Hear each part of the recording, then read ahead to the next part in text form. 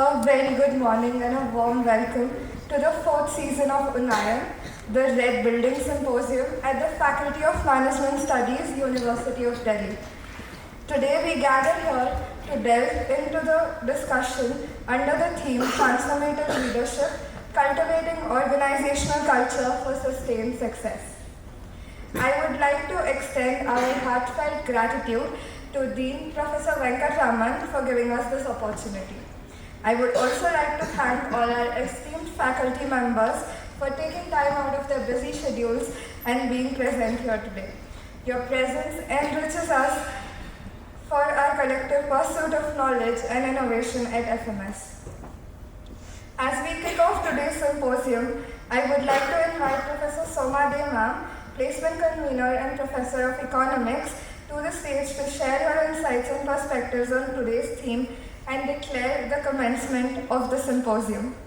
Her leadership continues to inspire and guide us in our academic and professional journeys. Please join me in welcoming Soma Ma'am.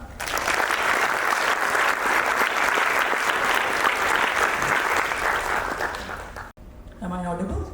Yes. Good morning, everyone. Good morning. It is my pleasure to welcome you all to Unnayan, our annual symposium at FMS, which is dedicated to fostering dialogue and collaboration among thought leaders, industry experts, and students. Unnayan serves as a platform for exploring the latest trends, challenges, and innovations in various sectors, providing invaluable insights and inspiration for our academic and professional journey.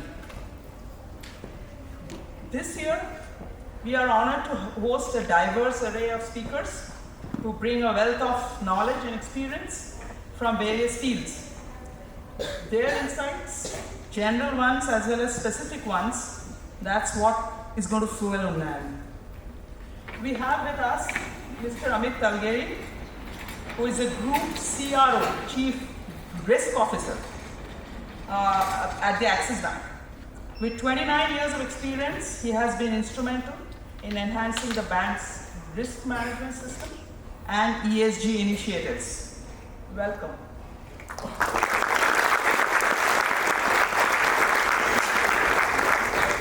Next, we welcome Ms. Sinha Dugar, our cherished alumna. Welcome back. So we are very happy to have you here.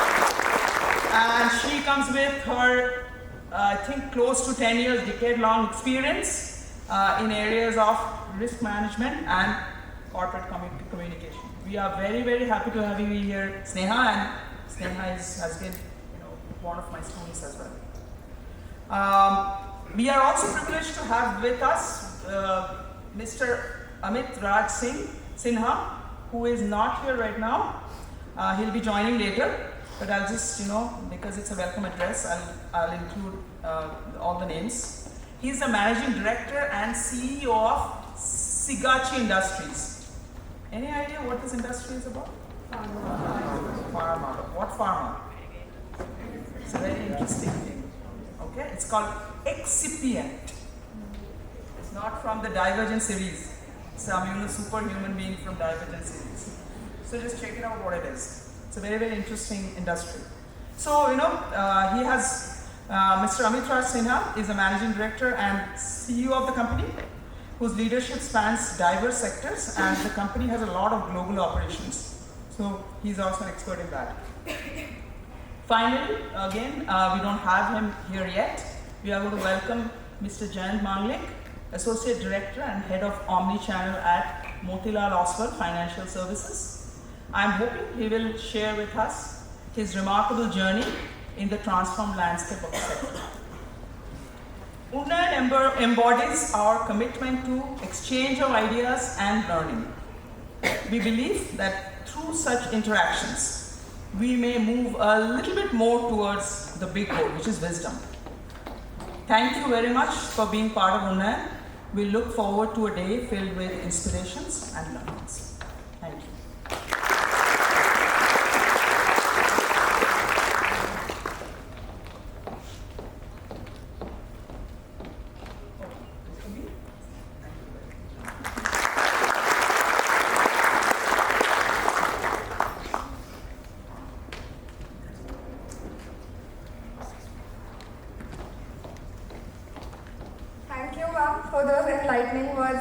steering us toward a future where leadership and culture interplay seamlessly for organizational success. The first speaker for today is Mr. Amit Talgeri. Sir is the Group Chief Risk Officer of Axis Bank. He has over 29 years of experience with some of the leading banks and financial institutions in the country and overseas, and has been with Axis Bank since April 2019. In the current role, he has been responsible for strengthening the risk management framework across different areas of risk in the bank and the group. Prior to joining Axis Bank, he had stints with multiple local and international banks in different areas of banking, but primarily focused on credit and risk management. Mr. Talgeri is also an active member of the steering committee on ESG for Axis Bank and represents the bank in various regulatory and industry forums on ESG and risk management. Sir, we are honored to have you today. We are also excited to host Ms. Sinha Dugar, Senior Vice President at Axis Bank. Our very own alum from the batch of 2014, ma'am has over a decade experience in the banking industry and has worked in leading financial institutions like American Express and Citibank before joining Axis Bank as the Vice President in 2023. Her expertise lies in risk management, credit underwriting, corporate communication, amongst others. Ma'am, we are glad to have you back at FMS. Thank you so much.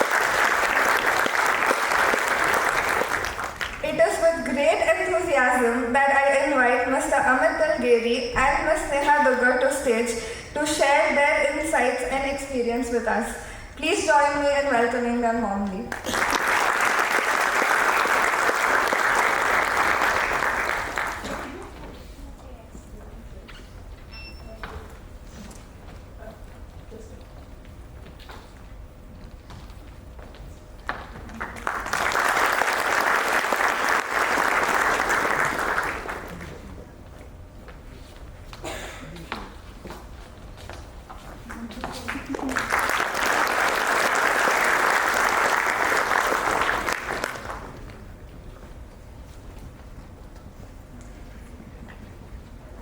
First and foremost, very good morning and thank you. Thank you, ma'am, and thank you the entire FMS crew for having me here. Sometimes people do ask me, what does a Chief Risk Officer do? And I normally start my introductions by saying, if things go right in the bank, there are enough people to take credit for. If things go wrong, you know whom to blame and whose neck is on the line. That's really the Chief Risk Officer's role. But on a more serious note, my job is to ensure that I control the risks that we take. There are multiple risks that a bank takes. While I have a few slides at the end, if you get time, to talk about risk management. But I saw the fact that this particular topic this time chosen is a very interesting one, and we are just coming out of a major transformation. The reason why you see Sinha here is because she's been a product, I don't want to say victim, but a product of that transformation, which is when Axis Bank bought over Citibank. And I thought none better than FMS alumni to give her personal experience in terms of how their transformation has been, as a part of their larger transformation journey that we at Axis have been trying to really look at. So I have a few stories on obviously the world over, what's been happening internationally in terms of transformation and what's in it for us. I'll try and put that in context with some Indian stories as well, so that you kind of get a feel of how we in the banking sector manage, but more importantly, what have been learnings for us as we kind of look at transformation. It's always nice to say change is constant and all that. Until it happens to you, you don't realize how bad it is or how good it is and how you cope with it. The easiest thing to do is move on, and move on quickly. And that's really the essence of where I would probably put transformational change at, which is to say that if you are part of that change, you are either in it wholeheartedly or not there at all. You can't be in between that transformation. And the reason why I say that is because that's when hesitancy comes in, that's when speed gets and agility is one part of that transformation. So let me start with the first story. I think you've heard of enough of this, but I'll give you insights into stories which people don't really know about, right? Which is, everybody talks about, the fact that Sony did not reinvent its business model, whether it's on the music side or whatever. Today, probably Spotify, and if I were to go back to Sony, 10, 15 years ago, completely different in terms of transformation, in terms of the way they've kind of done that. But what's more important is, what did Apple do? Which is transformation, is obviously a lot more that, I'm sure you keep hearing about it and reading about it. But what's the key is that every time Apple launches a phone, there is always something new. And the most important part, please think about every September they do come with something new. So imagine what's the story behind, that goes into actually preparation of a new model. So even before Apple 14 or 15, now I'm losing count where we are, but before Apple 14 gets launched, they're also thinking what Apple 15 should look like. Because in 12 months time, you need to have the entire wherewithal to get, wired thinking. So if you look at what's the biggest thing which has been, Apple's, USP, simplicity and user experience. And the reason why I say this is we've been victims as banks of thinking of, the fact that this is the only way we can service customers. And that's when fintechs came and swept us over, right? In the last 10 years, if you see 7 years, we would like to say that they are poor country cousins, but there is no denying the fact that, they've taken us by storm in terms of the user experience. Why should an Axis Bank customer, for example, use credit? Why should an Axis Bank customer go to a early salary or a crazy B? Because they've been faster, and there's no harm in acknowledging the fact that they have technologies, they've used analytics in a very big way. Most importantly, they've tried to innovate far faster than we banks. It's a different matter, and we keep complaining that we are far more regulated and they are not, and it's always nice to have excuses for why they're not being able to compete. But the reality is that they've been managed to do that at the speed which a customer wants. And we as banks have been, to some extent, and by the way, when I say we as banks, I'm talking about all private sector banks, I'm not kind of singling out one or two banks. All of us have been a little slow in reacting. Of course, now RBI has caught up and said that, okay, whatever these fintechs do, we are also getting them under the umbrella, etc. But they have a first mover advantage. They do have the fact that they've kind of, revolutionized it. And what have they done? Two things here. Kept it simple, and the user experience has been so beautiful. That's the only two things. So if I were to kind of look at learnings from the Apple story, simplicity and customer experience has been the key, and which is what now we banks are trying to replicate. For example, Axis Bank does have a mobile app which is rated 4.8, 4.9 on Apple Store and all of that. But it took us time to get there. It took us close to 5-7 years, and there was a lead time there where we probably lost a lot of customers to these fintechs. Now getting them back is going to be that much more difficult. So those are two learnings that I see from here. But most importantly, it's the headline there, which is reimagining the new order, which is, what are they doing afresh? That what will next September look like? That's really the key, because there will be other competition which will also try and do the same. Samsung comes out whenever Feb, March. They will keep looking at what next, what the operating systems need to look like. The next story that I have is obviously Amazon, but not the Amazon that you know of or we know of, which is e-commerce and the fact that they moved from books to Kindle. Next slide, please. Books to Kindle to e-commerce the way we see it. But do you know, for example, that journey was not easy. You see the amount of times that they've actually failed to get there. I think one of the things that people don't realize in the success of Amazon is that it took them a very short period of time to move from books to, let's say, Kindle, but it took a very long time for them to go to the e-commerce space, which is what we see today as domination. And the reason for that was because it was a replacement of a physical channel. We were not, as a customer, used to something which is online. Big paradigm shift. But if I look at it from a marketplace point of view, right? So they obviously innovated with a lot of stuff, etc. But did they stop there? The answer is no. Today, yes, they're the world's leading player on e-commerce. You can go and look at what kind of market size, market cap that they have, etc. But they didn't stop there. They moved to something which was even bigger, which not too many people know of. Amazon Web Services, right? AWS today generates more operating income for Amazon than e-commerce. Very different to, let's say, what it was 5 years ago or 7 years ago. And let me put it this way, you had Microsofts of the world which were already present, and they have Azure, but still today if AWS is looked at as the leading player there, you can imagine the kind of quantum shift that they did in terms of putting things together. Again, here if you really look at it, what did they do? They obviously looked at strong partner connects. They looked at large organizations. Today most of the Fortune 500 companies work with Amazon in one way or the other. A lot of the Indian organizations, we banks for example, large corporates, large IT companies work with them very closely. And the reason for that is they're completely, so look at where is books and where is e-commerce and where is cloud computing, storage, risk analytics. I think they've done a completely different paradigm shift in terms of they've looked at their business model. So if you look at that transformation, and all of this has happened in a space of, I think, 10 to 12 years. So it's not like AWS was a very, very big player 20 years ago. It didn't exist probably 20 years ago. So that shift of Amazon has been phenomenal. So today when they can claim that AWS, and you look at the customer testimonials, and I'm sure there are enough and more Indian testimonials here as well, which kind of give you that perspective of how they've been able to kind of change the ball game. One of the things here also has been their ability to do economies of scale and adaptation to the Indian environment as well. So it's nice to say that all of this can happen globally, but you do have to remember, at least for banks like us, there's a regulator who's also saying I need everything to be done in India.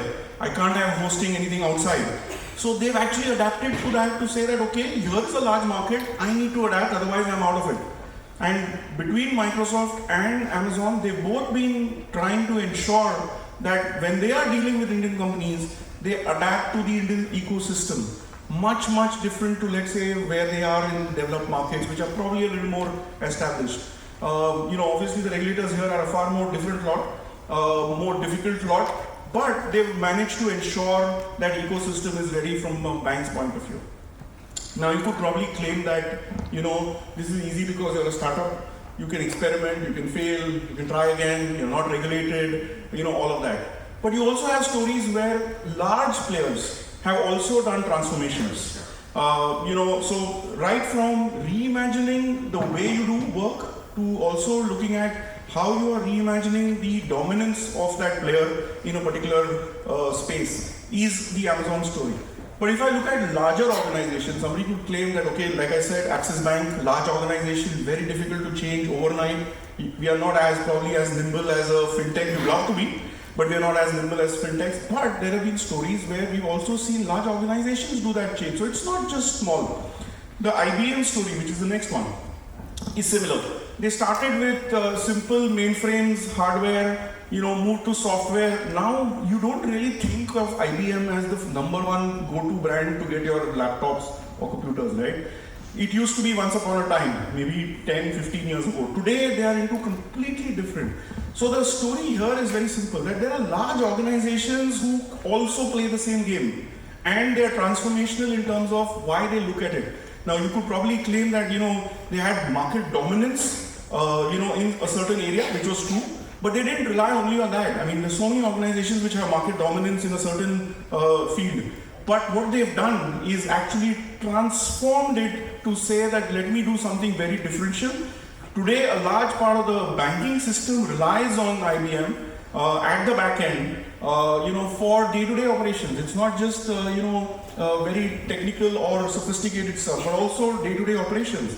And that's really what they've done. That journey, if you see, has been building around, and there are enough, factors here which tell you what they've done, to ensure that there's transformational leadership there.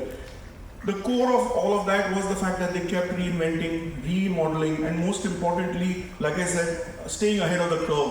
the example here is more to say that even the big have been very transformational in terms of what to look, otherwise they would have disappeared by now. Which brings me to typically the Indian story, which is what I talked about,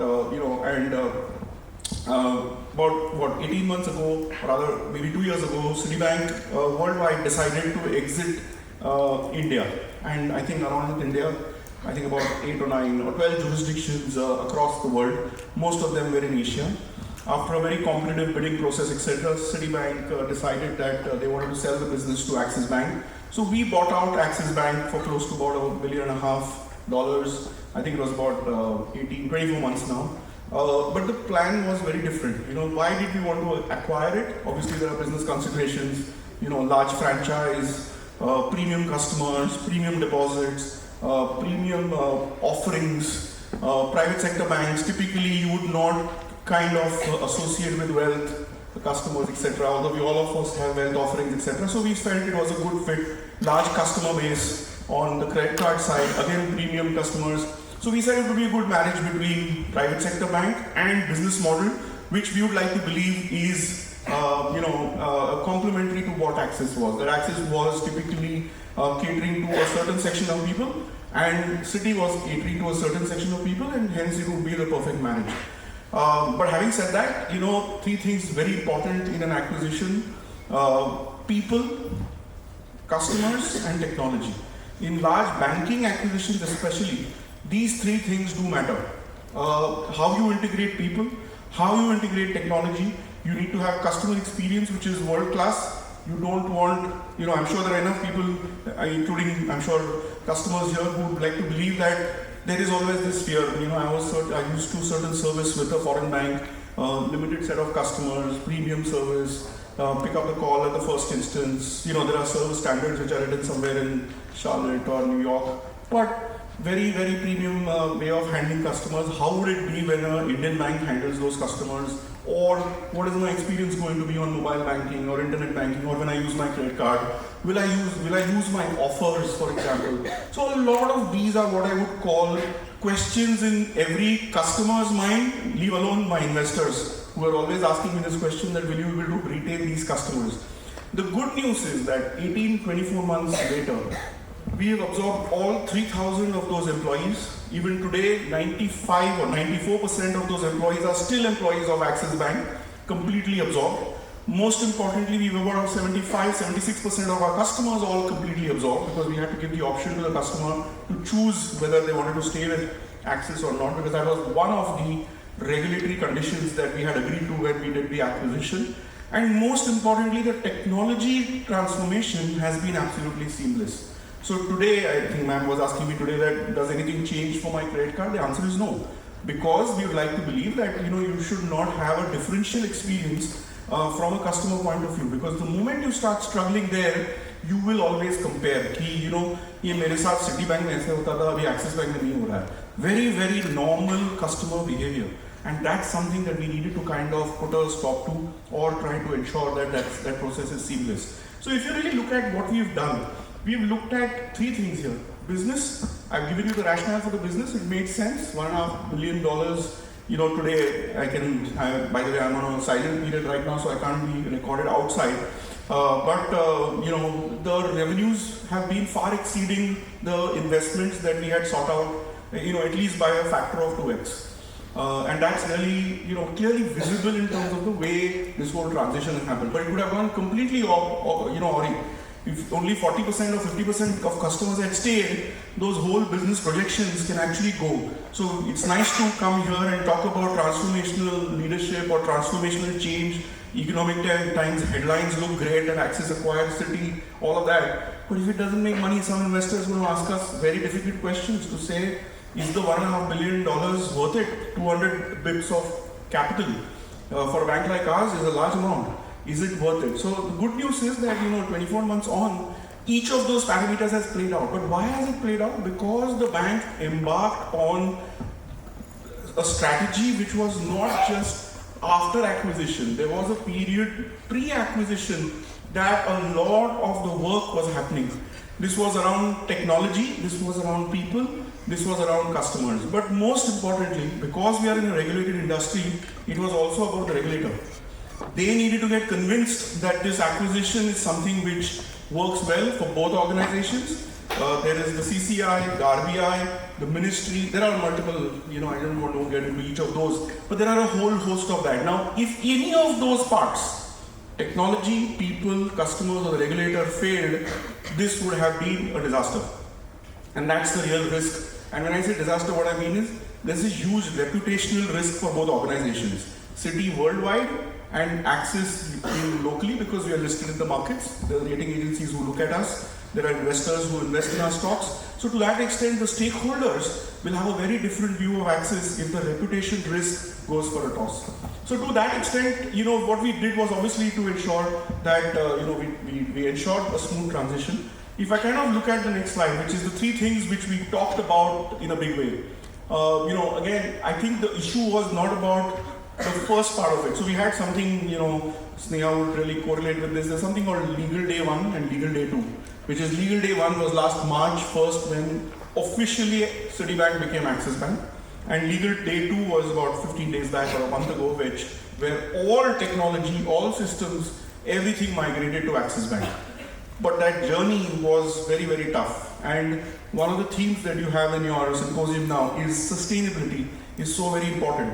We could have done this in the first 30 days, surgical strike as they call it, clean up, close it, customer service, all of that. But we could have been bombarded with customer complaints. We could have been bombarded with regulators coming and telling us it's not right, it's not working out the way it is. So we had to wait it out. And that sustainability of that 18-month period was very important. It was not just about the technology integration, it was about connecting with customers, it was about connecting with the regulators. In a transformation, that sustainability is the key to success. It's not that when you do it the first time, it's perfect. It's that sustainability. So there's a lot of things, if you see here, which kind of enabled us to become sustainable. I think the key here is, in that transformation of success, as we would call it now, looking back at 18 to 24 months, each of those parts played a very, very important role. Whether I was communicating to the customer, remember RBI asked us specifically to say, please take specific approval for transition. It was not a deemed approval as you would probably say. Send an SMS, if you don't get a response, it's considered deemed. It was an absolute actual approval required that I want to move to Axis. So there was this customer connect that was very key. We'll come to the people part of it. The technology part of it, two different organizations, one worldwide, one domestic. While we were, obviously, Citi portfolio was probably 1/10 or 1/12 our portfolio, but the systems were very different. Your card has to work on both systems. Your callbacks have to work on every system. Your front-end interface has to work on each of the systems. So the technology piece took time.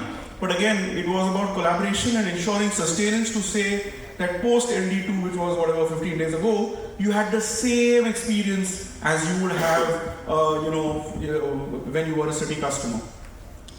The last part of it, of course, is in terms of, handling the transition from a money-making point of view. So one was, of course, the headlines, which is Indian bank acquires a foreign bank, retail operations, but it was also about making money.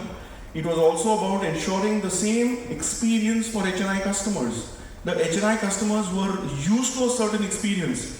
We had to ensure that not only was that experience X, but it had to be 1.5x or 2x for them to get enticed. And if you recollect, there was a time when a couple of our foreign bank friends were putting out full-page ads to say that, Citi is now, moving away, so can you please come to HSBC or SCB, etc.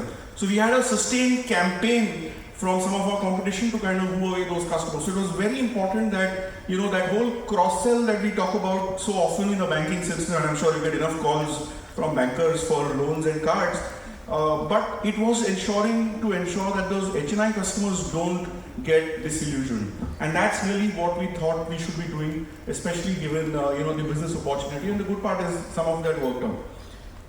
What was most important in all of this transformation was people. And while I asked Neha to talk a lot more about it, because in a sense, like I was saying, she was the product of that merger from a person point of view and a people point of view. But it was very, very different. It was very difficult because you had 3,000 employees with a foreign bank mindset, with a foreign bank culture, trying to suddenly adapt to an Indian bank culture. You didn't have to go to New York for all approvals. You probably approvals started and stopped with your boss, who was probably sitting right next to you or in an office in Bombay or Delhi. But that very different in terms of mindset. But more importantly, culturally it was so very different. And what we did was obviously worked on that people front also in a very, very big manner. Right from pre to post to today. Let me at this point get Sneha in the next slide. I think let me start with her personal experience. The first time when I met her in that transformational journey, the first question she asked me was that we are based in Noida, you're based in Bombay, do I need to shift? Right? And that's the first apprehension, right? Because you're heavily settled in Gurgaon, in Delhi. A large part of city operations were in Delhi. You start with as simple as that.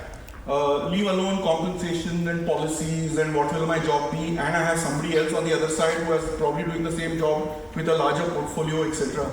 But that journey is something which the bank took great pains to ensure, because like I said, the secret of that success was ensuring a strong cultural connect from the people point of view. So let me just get Sneha in to talk a few minutes about how that journey was. Hello everyone. I'll talk about the very beginning. So in April 2020, Jayant Fraser, the CEO of Citibank, announced that they'll exist most of the countries and would operate in 4 or 5 countries at max. So the first feeling that came to most of our minds was, I hope India is not one of those markets. So we just wanted to resist that change, that I hope we are not part of them. The next day itself we found out that yes, we are part of that team. So at that point of time it was really difficult. It was the peak of COVID. Most of my fellow colleagues were really stressed out, even I was, like what is going to happen? Am I going to become unemployed? Will my job remain or it won't remain? There was a lot of uncertainty. But I think at this point of time, the leadership and management was very important. So most of the leaders from Citibank assured us that whatever happens, whoever acquires us, we will ensure that employees are safe. All your rights and privileges that whatever you are getting as part of this company, they would remain. Yes, in a lot of places, seniors come and say a lot of things, but when you are sitting on the other side of it, it's very difficult to accept it and trust that. So you say that yes, people are saying that, but it may happen, it may not happen. So there is a lot of uncertainty. There was a lot of uncertainty. Of course that was there. And in that time, a lot of my fellow colleagues took a lot of decisions in haste. So they landed up in the first job that they got. So in one of these slides also it's mentioned that there was a lot of attrition that happened at that point of time. So people didn't know what will happen. So they decided that it's best that I change to whatever I get.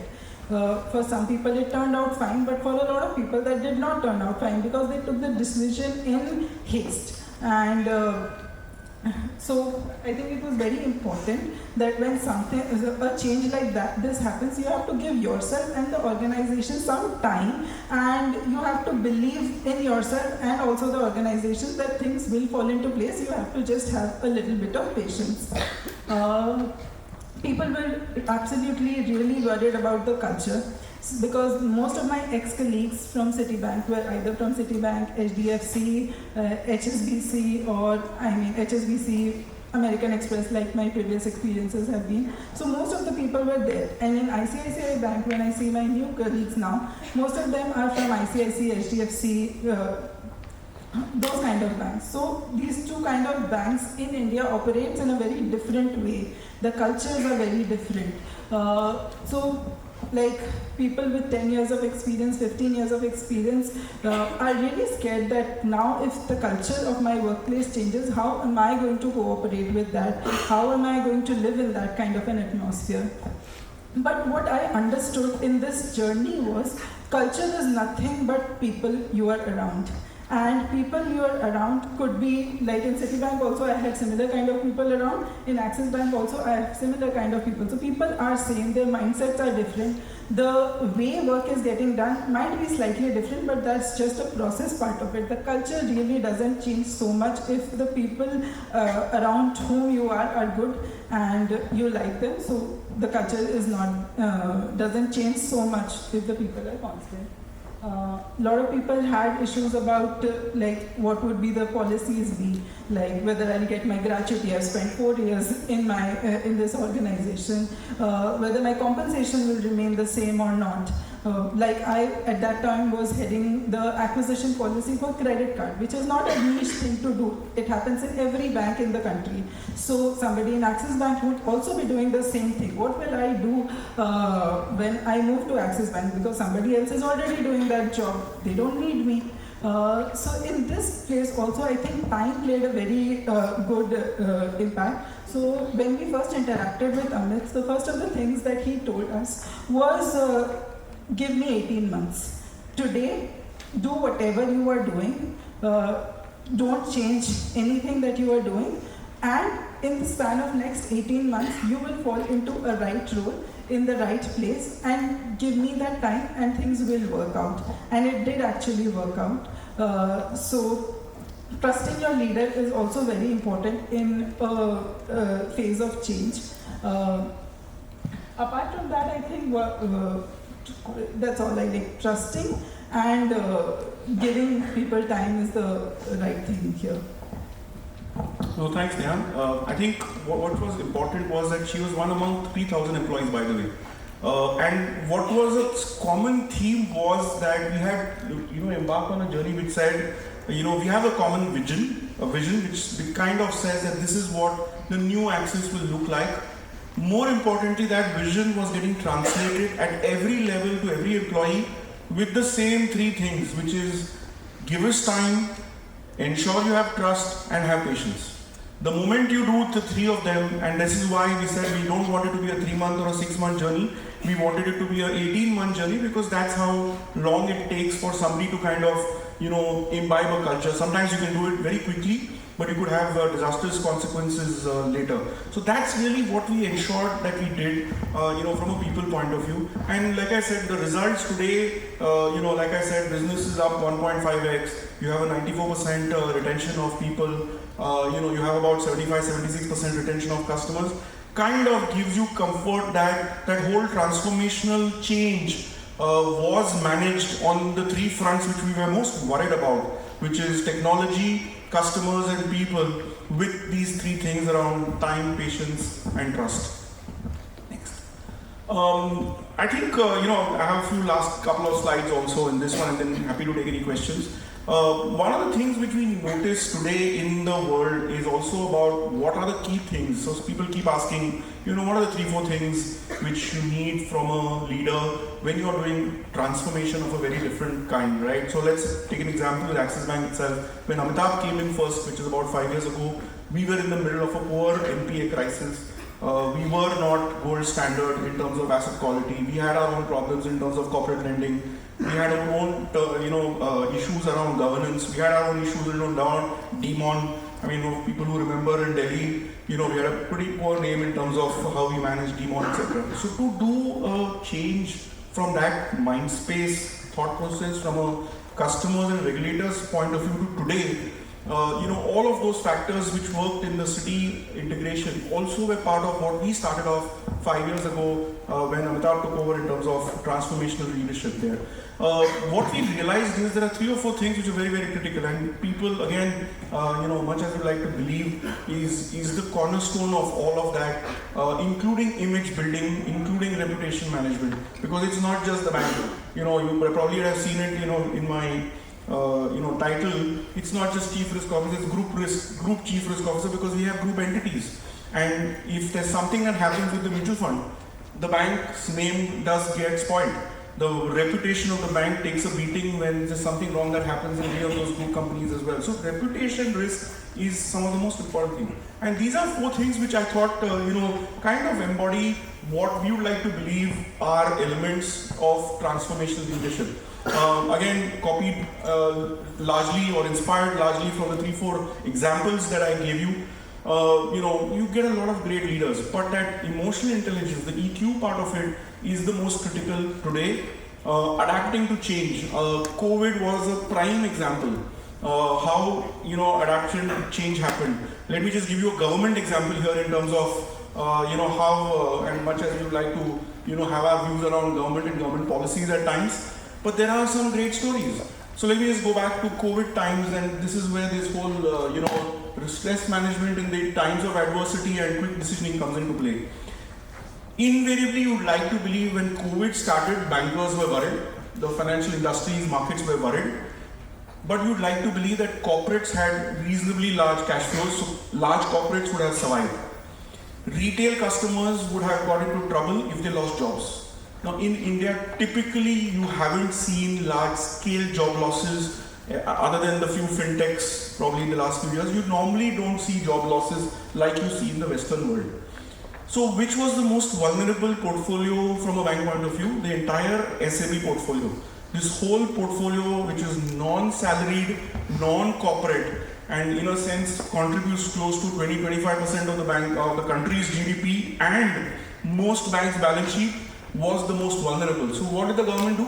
They came out with that emergency credit guarantee scheme, right? Which is to say, for any SME in COVID times, every bank has to, subject to conditions, etc., but has to give 20% more loan with the guarantee that they can survive COVID for the next 6, 12 or whatever period of time, and then repay that money at softer interest terms, etc.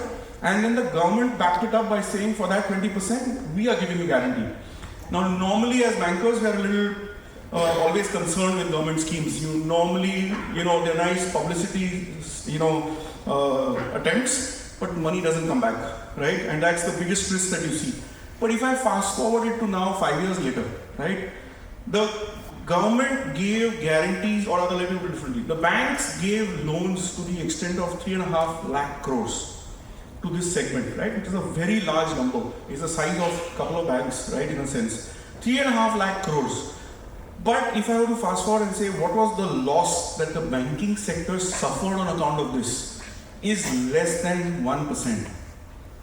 And think about it, that's the 1% of 3.5 lakh crores is the cost from a government point of view which they had to give out to bail the entire SME segment out of COVID. Did the banks lose money? The answer is no, because we got the guarantee back. Did the government lose money? Yes, 1%, which is nothing given the kind of COVID issues that we had at that point of time. Shops shut, businesses down, supply chains impacted, no sign of demand, etc. Bleak outlook from a SME world, right? So that's really what I would like to also give as an example of, one very, very innovative thinking. I'm sure some bankers helped in that thinking, but the agility at which it came out, the frequency at which it came out. So today, when Madam Sitaraman talks about in the budget recently, it almost looks like it's a success model now which is getting replicated across all segments. But I would say, if I look at it very holistically from a banking sector point of view, because, we bankers are always worried about our balance sheets, that ECLGS scheme bailing out SMEs was probably the single biggest factor why banks have survived in the last 5 years through COVID without raising too much of capital, right? I mean, obviously some of the banks have raised, including us, we've raised capital, but not to the extent that some of the larger global banks have suffered in a big way. So those are schemes which are also very, what I would call, forward-looking, innovative, and most importantly, extremely agile. I remember I used to come here almost every 15 days, to give an update to the minister here and the DFS on what's the progress of that SME scheme. At that point of time, we used to start with video calls, but then subsequently it became almost every month we were called here for a review of where we are. And by the way, it was not about, trying to force it down people's throat. It was just about to say that what else do we need to do to help and protect you. So it was not just about helping the SMEs, but it was also about protection. Like I said, normally you don't get great government stories, but this is one story which I genuinely felt, you normally hear about corporate transformational change, but this is one scheme which genuinely is transformational from a point of view. Again, you see all of that, looking at what are and this is like my final slide, I think, if I remember. If I kind of put all the 4 or 5 of it together, reimagining jobs, clearly what's happening is, jobs the way we are doing today are changing, and I know you have a long career in front of you. Don't assume your first job is what you're going to stick to all your life. Think about it as things will change. I'm sure, when I was in your shoes, or Sneha, 10 years ago, didn't realize that, okay, this is how my journey will pan out. So be open to ideas, be open to thinking, which is very, very different. One of the things which I keep telling people, who join us, by the way, we do keep, hiring a lot of people in the risk management team itself. We've hired close to about 100 people in the last 3 years through multiple campuses all across the country. One of the things which I keep telling is that, yes, we had COVID, we have work from home situations, etc. But you should come to office. Don't think that, 2 days of work or sitting at home, getting pampered by parents is a great thing. Yes, from a cost point of view, it's a great thing, but it's not great from a corporate point of view. It's not great from your corporate journey point of view. You don't get a sense of belonging to the organization if you're not in the workplace.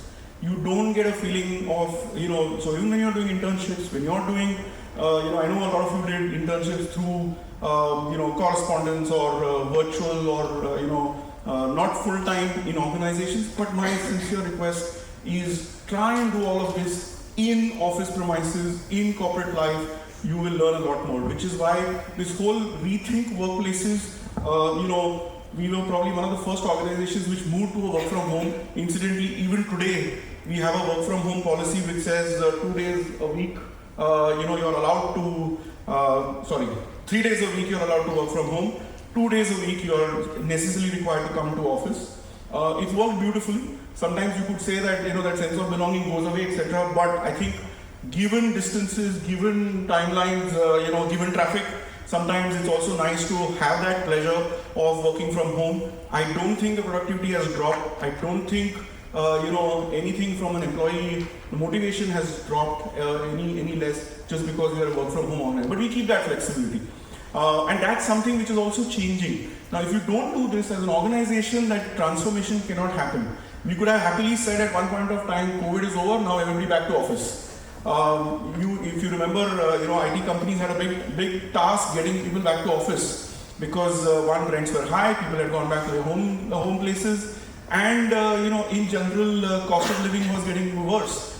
But over a period of time, most people have adapted to this hybrid working conditions. Last but not the least is, revamping the way we,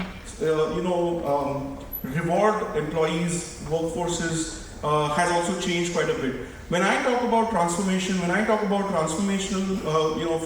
sustainability point of view, it's not just the reward of, salaries or bonuses or whatever. We're also looking at long-term incentives. ESOPs, stock options for employees are a big element of how to ensure continuity and sustainability. Unfortunately or fortunately, regulators, at least for senior leaders, now have malice clawback clauses for profits.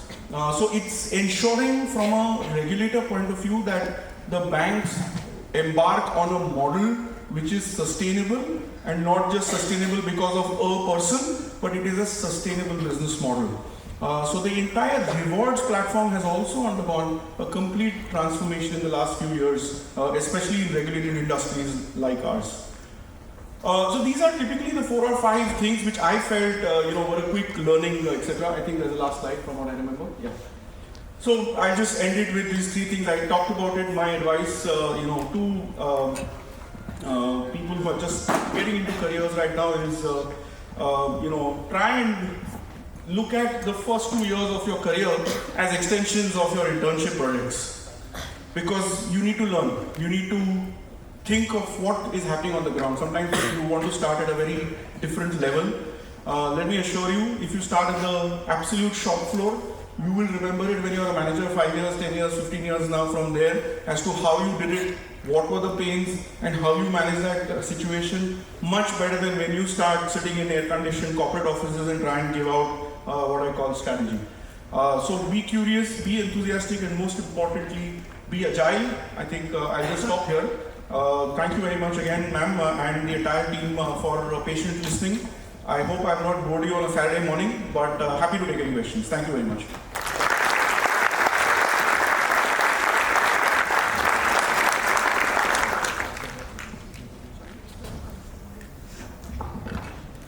I request everyone to feel free to ask any questions.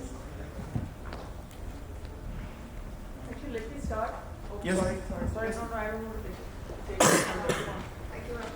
Hi, sir. I'm Kiran. I just wanted to ask a small follow-up to your question of rethinking workplaces. I came from an organization that worked completely remote. So everyone was across the country. We were all working online.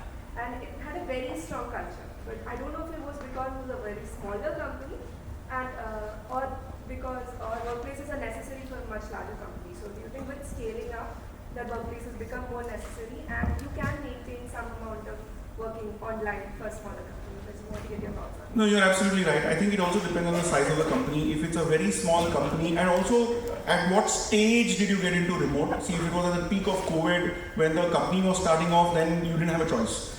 And then it just continued kind of a thing. The reason why I talk of large organizations where you need to have this whole work from office to some extent is because you can correlate with the culture a lot more. When you are dealing with people around you, it's not a monoline business. Banks, for example, are into multiple products and businesses. You're dealing with multiple units in the organization. So to that extent, the feel, the touch and feel of going across to meet someone, watching how people operate in a corporate environment, when there's a review going on, body language, the way you talk, the way you speak, the way leaders talk about it, very important when you imbibe all of that. Please don't think that everybody's perfect. But the moment you do 5 such meetings, looking at body language, you will start looking at how people respond, how they manage conflict, how they manage negotiations. All of these don't happen on television screens. Very difficult. I'm not saying it doesn't happen. Very difficult to imbibe, and especially for all of you. For someone like me who's been 29, 30 years in office, yes, we know what it looks like even on the screen. But when you are starting out your career, it's very important that that sense of belonging, that touch and feel becomes very important. Cafeteria conversations, you're meeting new people all the time, you're behaving very differently, you're commuting to work versus sitting at home. All of this is what I call as a part of corporate life and corporate culture, which at least somebody who's getting into corporate life, I would strongly urge rather than remote. I know there are enough positives for remote, including home food, but clearly from a corporate life point of view, especially when you're starting out your journey, I would strongly endorse work from home, work from office. Thank you. Thank you. Yes, ma'am. Sorry. Yes, ma'am.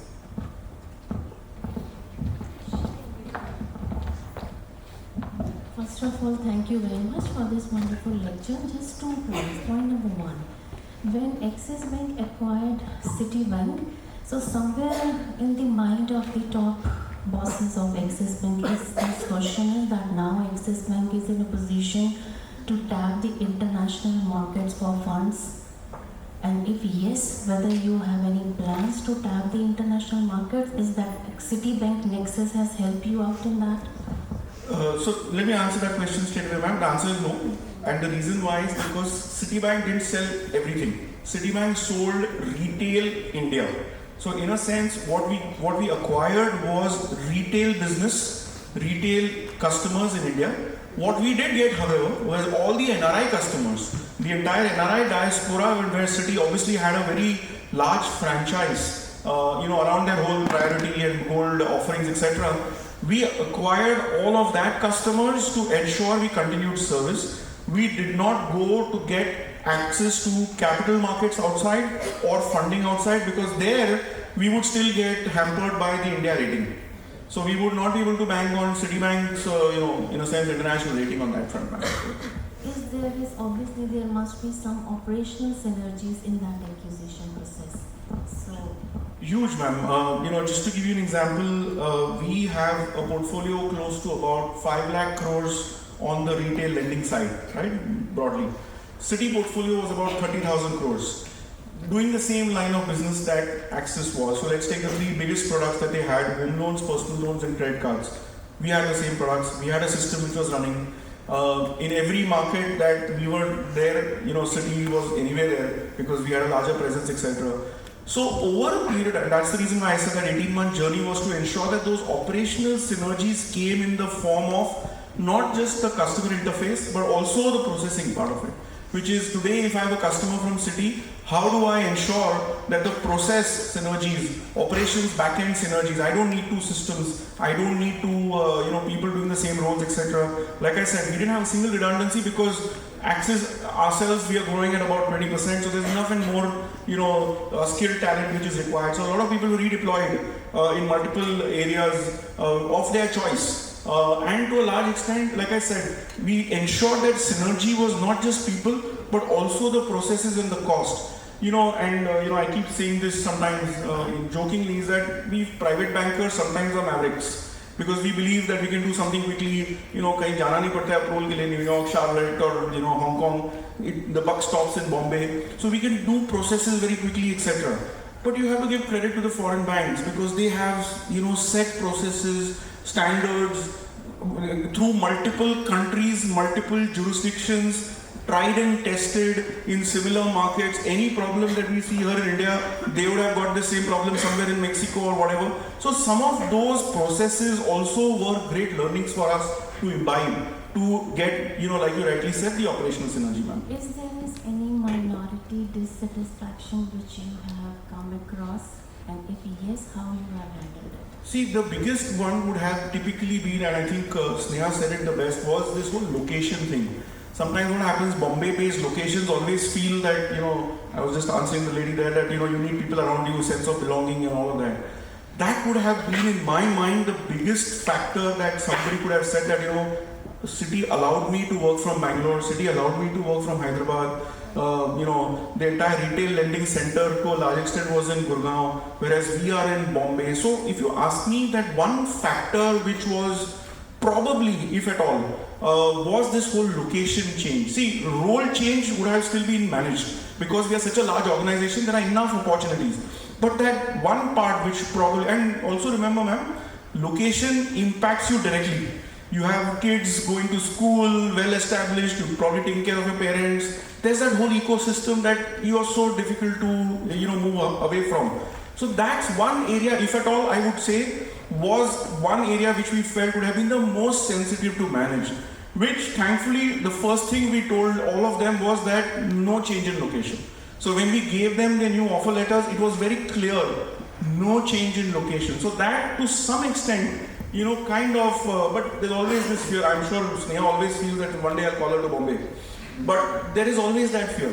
But having said that, I think over the last 18 months, that trust factor has ensured that what we said, we committed. Yeah, that's probably the only one which I would probably say, would have been a bone of contention. Thank you very much. Thank you, ma'am. Thank you so much, sir. First of all, wonderful presentation and very relatable. And I especially found your quotations very, very inspiring. The question may not be directly relatable, but what was coming to my mind was I recently read that IDBI is also going ahead with it, and RBI has also approved the preliminary checks, and we would now be looking at whether it's Emirates or Kotak. So the question comes to a stranger is that, is it some sort of a trend that is catching up? And if the problem is deep-rooted, why does the government not intervening in such matters and taking a big regulatory step? I will give you a phone number to call, check. But on a more serious note, a very important question, ma'am. I think you've hit the nail on the head. We are an overbanked country. There is no doubting that fact.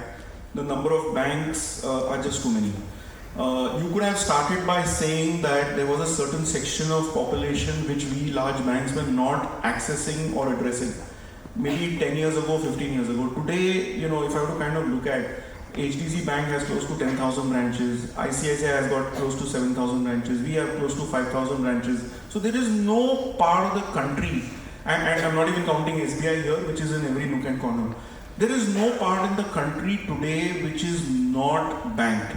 That's one. Second, the government schemes like direct benefit, the whole direct benefit transfer, etc., have forced people to come into the formal banking system. But do you need so many banks? The answer probably is no. That would be my short answer. But the reality is that there have been legacy banks which have not been doing well.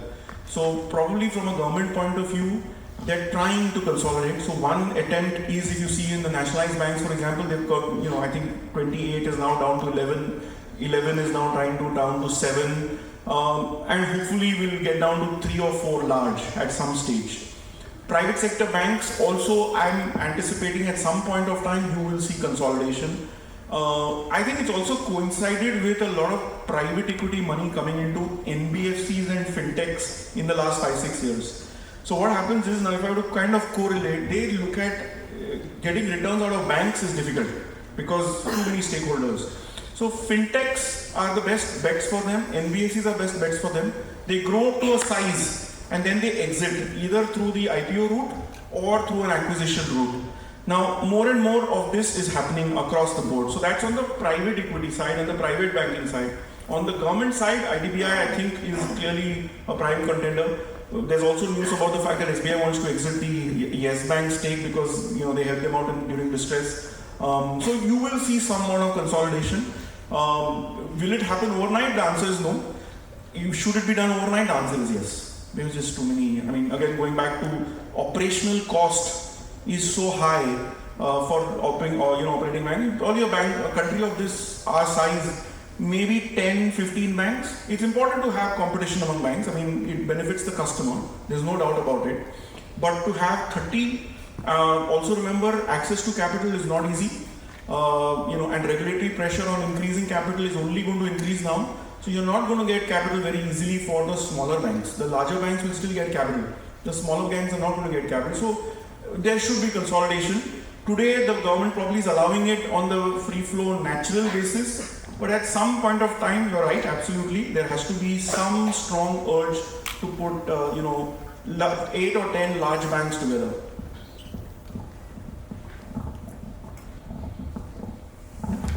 Yes.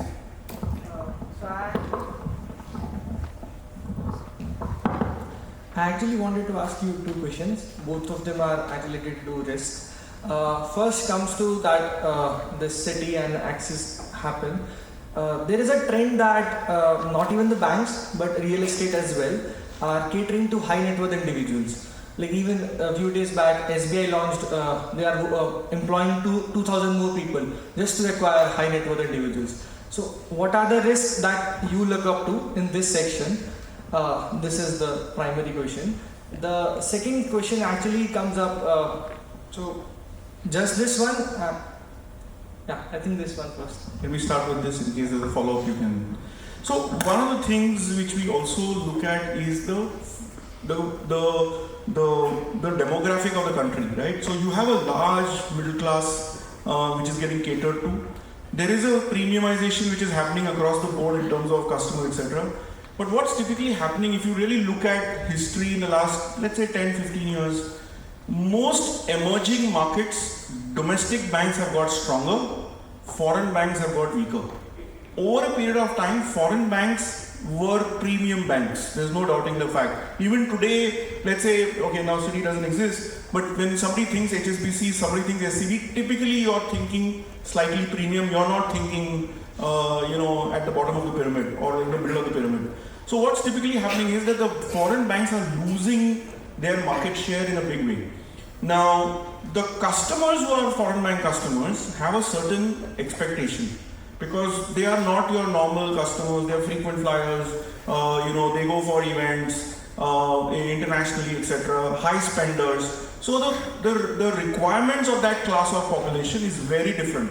Now, if we private banks don't give them that and more, they are not likely to come to us. So which is why if you see over the last maybe 2-3 years, foreign banks have lost market share on these businesses, whether it is on the retail lending side, credit card side, wealth side, for example, and the smaller units, let's say Motilal, Oswal, IIFL, they are launching private wealth.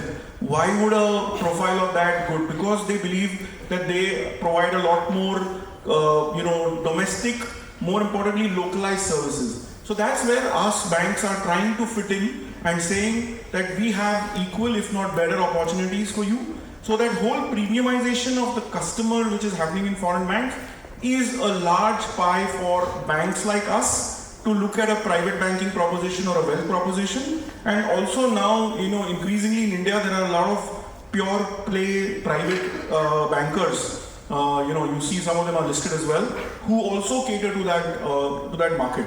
And it is a very lucrative market. There is no two ways about it. The only downside to that market is that they don't keep deposits. They look for investments. They look for, they're probably buying property overseas. They're looking for, commodities. They're looking for, complex international trades. Their equity investments are very different to, let's say, a normal mutual funds and, portfolio management schemes, etc. So it's a very different class of people, needs very specialized services. More importantly, you asked me the question on risk management. There, the risk management is more about, is the customer profile right for that risk? Does the customer know what he's getting into?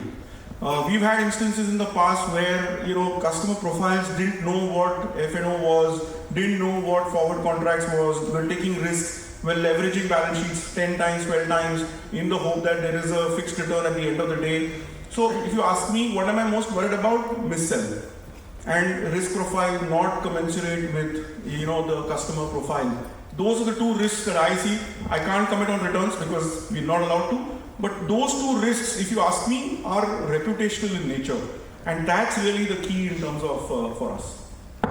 So another question is, as you mentioned that they are not the depositors. And in Indian economy currently, every bank is facing that there are less of deposits. Recently, RBI governor also mentioned that they need to come up with better proposals to go for the deposits. So how do you see that? And there has been continuous inflow of money into the mutual funds. Like this month there was a drop, but there has been consistent money. So how do you look at that? And obviously HNIs are not going to deposit the money. A tough question. I will not shy away from answering.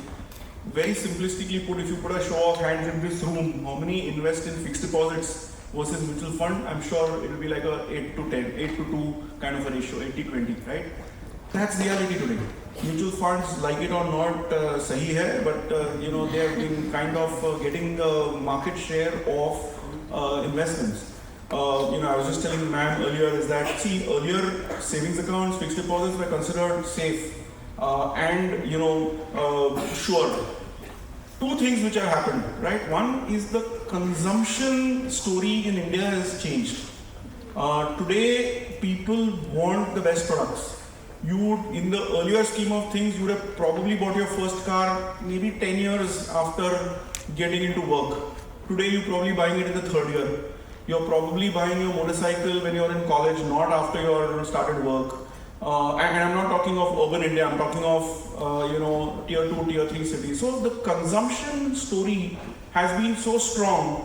And sometimes your normal, the 6%, 7% returns that we offer are not good enough. So people are looking at alternate ways of making money.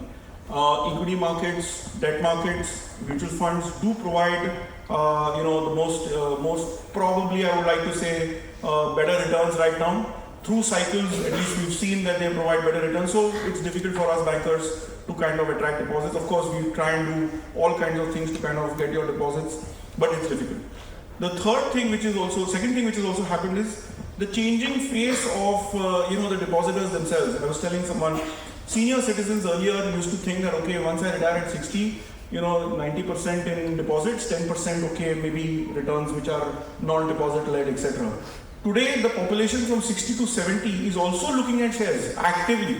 He's looking at equity markets very actively. He's looking at debt funds very actively. He's looking at mutual funds very actively. So then the deposits from that bracket also is not as robust. The 70 to 80 is not 100% deposits again. It's probably 50% and 50% because somebody is managing those funds and saying, don't worry, you will get better returns on the equity side, etc.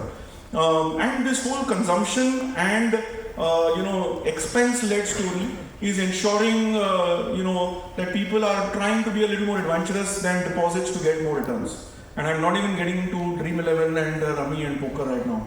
Dangerous territory, but that's reality. That's the risk that we carry actually.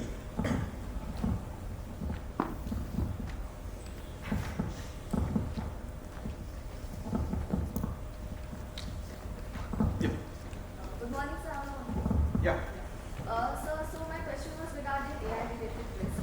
So you recently talked about how the key solutions were cyber consciousness, cyber awareness, and cyber resilience. So you recently talked about how the solutions to AI-related risk were cyber consciousness, cyber awareness, and cyber resilience. So my question was, what can we do at an organizational level to implement these at all levels of the organization? So very good question, and thanks for reading my interview. I think in probably somewhere, I think I'm not a cyber expert, by the way, but by virtue of my role, I'm responsible for cyber risk in the bank.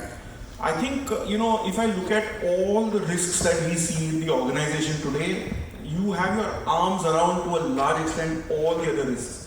Credit risk, I can kind of put policies and processes together to say that I will not lend here, I will put a policy criteria which is X, etc., and I will do this through recovery. So I have my arms around, or I will provide for it, etc. Market risk, same when I'm doing the market, when I'm doing operations risk, I can do the same. But in cyber risk, there is the so-called known and the unknown, and that's really because you don't. I can share now because it's public news. Just yesterday, we've got advisory from RBI to say that the largest 7 institutions in the country, which includes us and BSC and NSC, are going to be subjected to a ransomware attack. So please be on your guard, right? And of course, now I think it's coming in today's newspaper also. So that's the risk that we really carry as an organization. 2 things there. One is external factors. The second is internal. Internal, most large organizations have invested heavily in tech and heavily in cyber. So you would not see to a large extent, touchwood, elements around cyber attacks directly on organizations. But where are the attacks happening? They're all happening in ecosystems which you are connected to. So let me just give you an example of 4, and which will shock you obviously, because all of you do it all the time. The 4 biggest attacks have been Big Basket, Domino's, Just Dial. Think about it, right? And the 4th, I think if I remember right, was PhonePe. The 4 biggest attacks, right? Or Angel One, sorry, not PhonePe, Angel One. Now think about it. You dial in all the time. You do Big Basket all the time. All your data. Oh, sorry, the 4th one was Swiggy actually. Apologies. So think about it. It's not that the bank is not safe. The bank is great and safe. But the ecosystem has loose ends. And that's where that whole awareness comes into play. You have to be extremely careful with, sometimes we do overdose of, messages around, be careful with your OTP, PIN, but, the reality is we are not careful. We do fall prey for simple stuff. All your accounts are lying on Swiggy, right now, as things stand. So that's reality. But, okay, you could say that Swiggy has a very great system, or Axis has a very great system, but for how long? There are threat actors which are looking at it all the time. And your biggest fear really is awareness across the ecosystem. So we may think that Axis Bank is great, but imagine trying to do a transaction from Swiggy onto Axis Bank. I am equally vulnerable then, because the ecosystem is becoming vulnerable. So the awareness that I talked about was all of this. AI, unfortunately, most times I put on my risk hat very easily. So AI, people talk about the good things AI does. The use cases, we can do this, that, etc., jobs, all of that.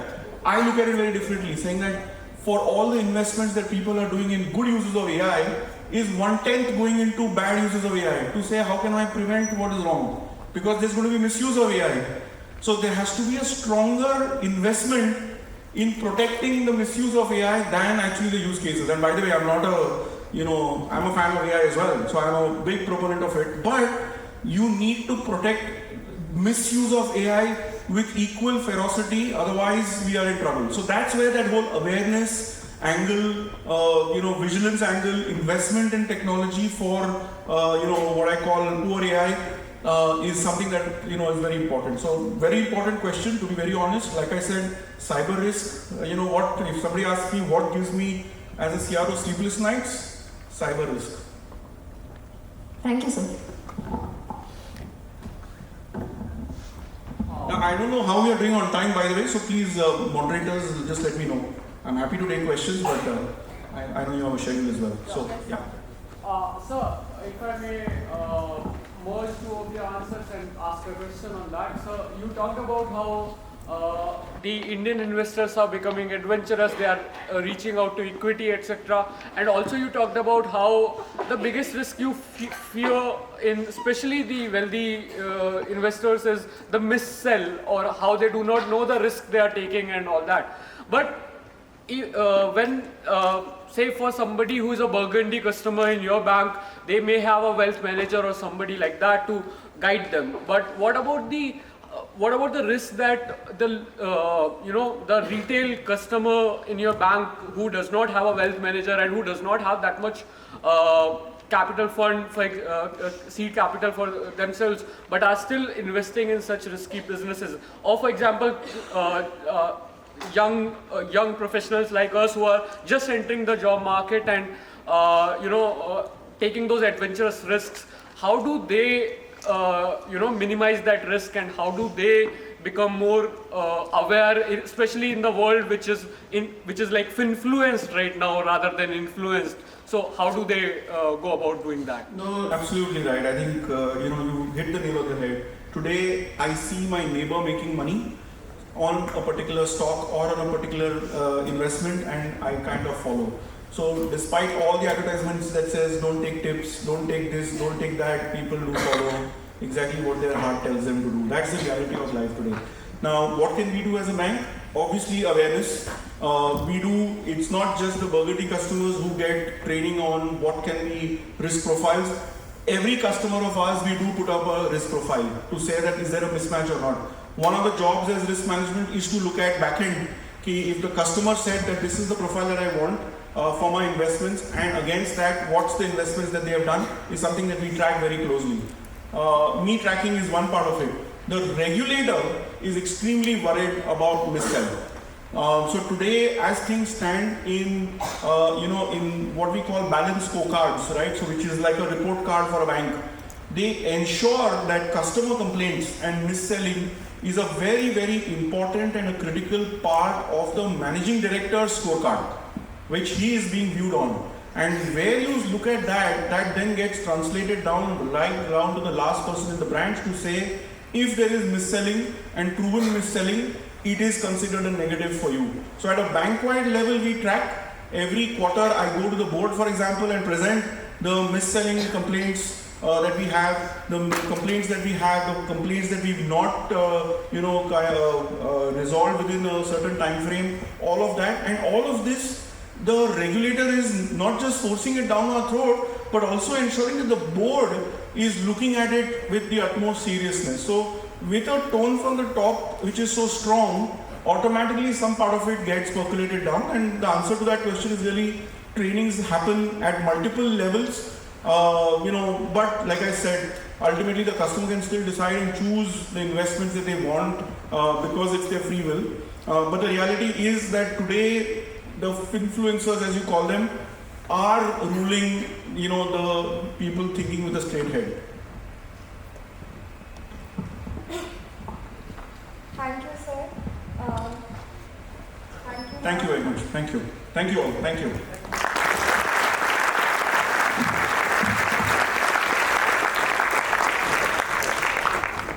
Sir, your vast experience and leadership has been inspiring, and it has provided us with a deeper understanding about the complexities and importance of cultivating the right organizational culture. Thank you so much for taking time out and being here with us today.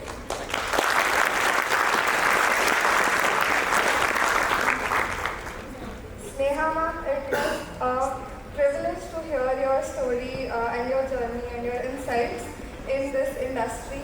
Sir, ma'am, both your expertise and experience has helped us understand much better about the current banking industry. We are grateful for your time and for sharing your valuable experience and knowledge with us.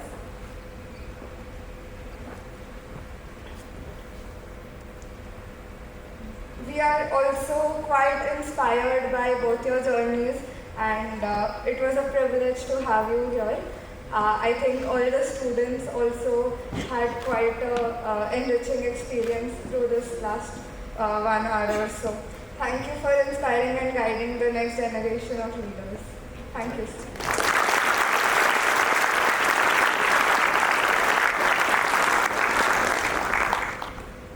Sir, ma'am, we would like to present a token of appreciation from our side. I request you to please come on stage.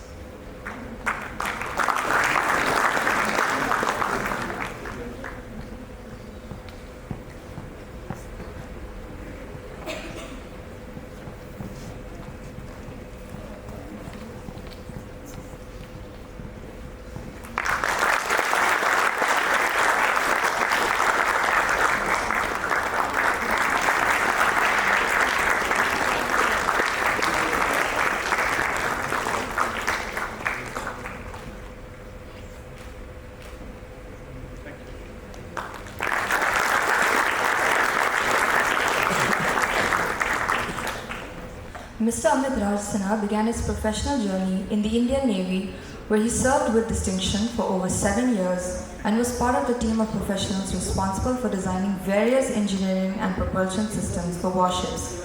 After completing his engineering studies, he transitioned into business management, further refining his leadership abilities as an alumnus of both the Indian Institute of Management, Ahmedabad, as well as the Indian School of Business.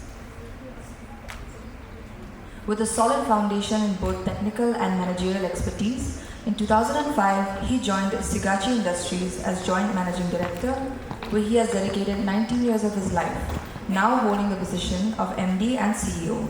With over 27 years of strategic leadership experience, Mr. Sinha has contributed across various sectors, including pharmaceuticals, nutraceuticals, healthcare and operations.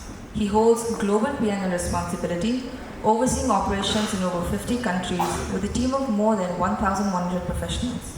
He also has expertise in solid oral dosage forms, cellulose chemistry and successful mergers and acquisitions. Beyond his professional responsibilities, Mr. Sinha is deeply committed to health and wellness. He enjoys running, cycling and promoting holistic well-being and lives by the motto, "The best is yet to come."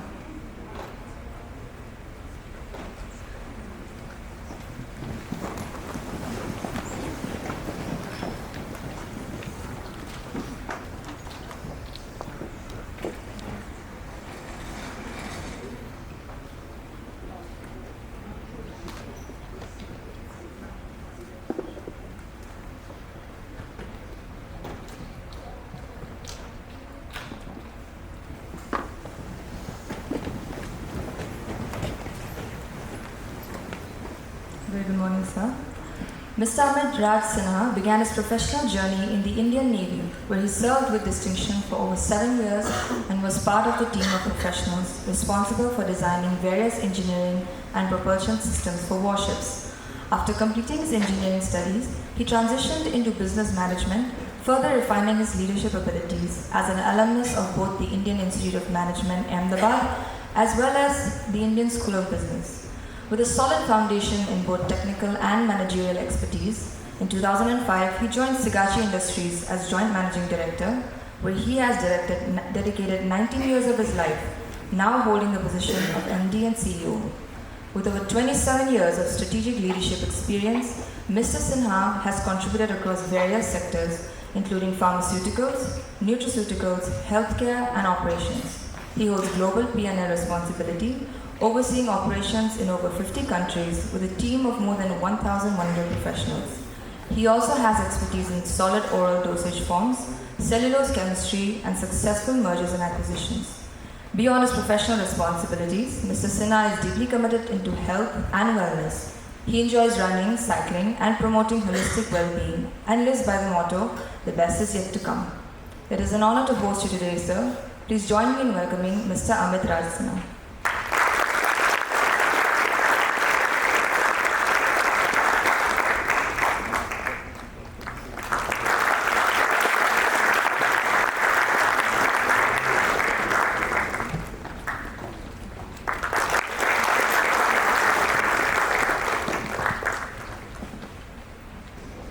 Good morning, ladies and gentlemen.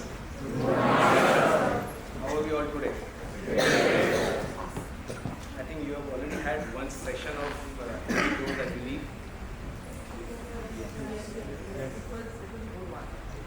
I'm glad.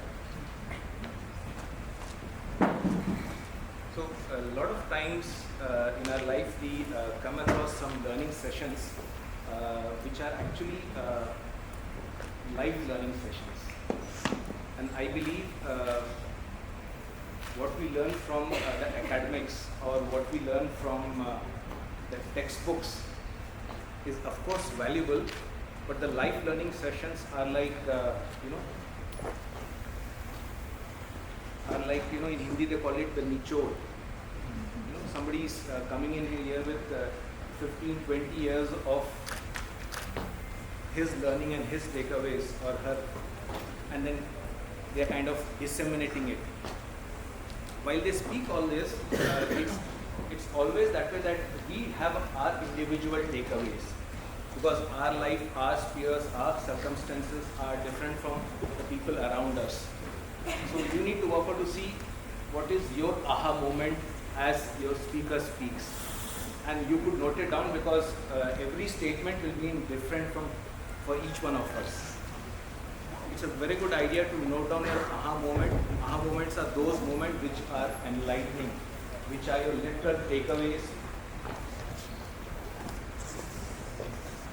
and your learnings.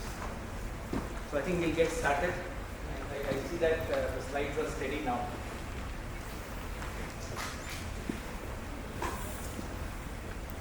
So I think it's a bit loud. So today we'll be speaking on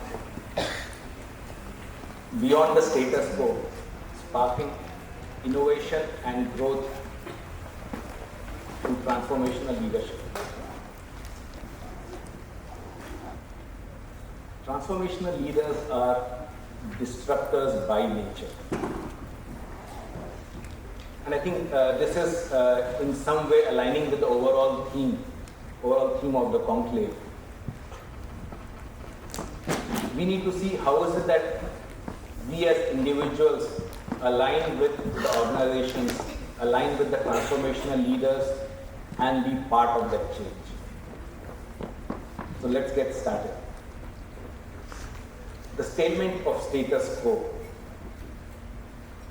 The status quo often carries a false sense of security and stability.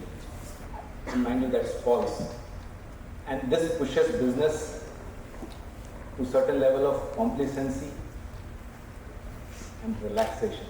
And when businesses have certain level of complacency and relaxation, what unfolds is failures and missed opportunities. And I'm sure no businesses want such thing. We as humans are naturally wired to look for stability and comfort. Stability and comfort in our thinking, in our decision making. When we have stability and comfort in our decision making, the decision making becomes easier. When there is unpredictability, the decision making gets tough. So that puts us always back into our comfort zone. That is the status quo. If you really want to kind of get beyond it, you have to be out of your comfort zone. This is basically a trap. In fact, if you look at Kodak, they believed that the film industry was the best industry to be, and even in spite of the fact that they developed the digital camera, they continue to believe that the film industry was a good industry to be in and never went beyond that. Gradually the film industry started getting wiped out with the digital presence coming in, and they are literally inexistent. Same is the case with Netflix and Blockbuster. Blockbuster literally gave away the market to Netflix because they thought people would not really kind of see streaming, and Netflix is the leader. We are all aware of Nokia. they were all in the status quo. They continue to believe that what they do is good and the best, which wasn't the case.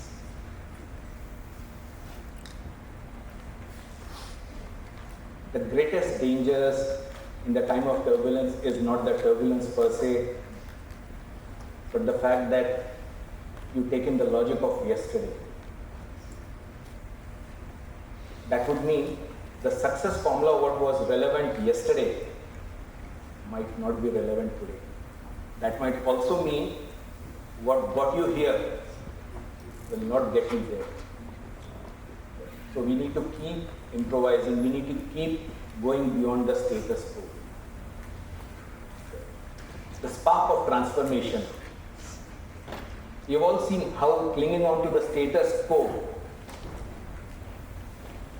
gradually leads to missed opportunities and stagnation.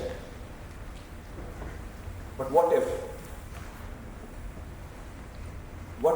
there was a spark of transformation than stagnation? What if there was innovation than status quo? This is where transformation leaders as catalysts come. Transformational leaders, they are the ones to drive change. They are the ones to look beyond what is obvious. And how do they do it? Transformational leaders have two core strengths. The first is the power of vision, the power of purpose. And the second one is innovation as a mindset. What I'm going to do over the next 1 hour is I'm going to take you through which way we can move beyond the status quo and what are the key enablers for that movement.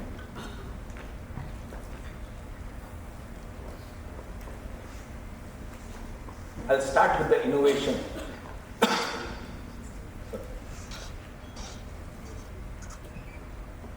Innovation is the strongest and the best platform to be on to have your transition. Innovation is technically the key enabler. Innovation is what gives you sustainable growth, competitive advantage, in fact sustainable competitive advantage, and of course resulting in long-term success. But innovation is a very misused term. What you believe is innovation or what I believe is innovation might not really be the true innovation.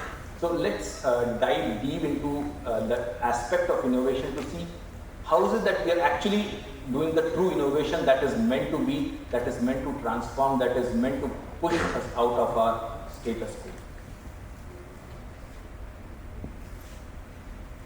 And to talk of that, I'll first start with strategy. I'll lead you to innovation.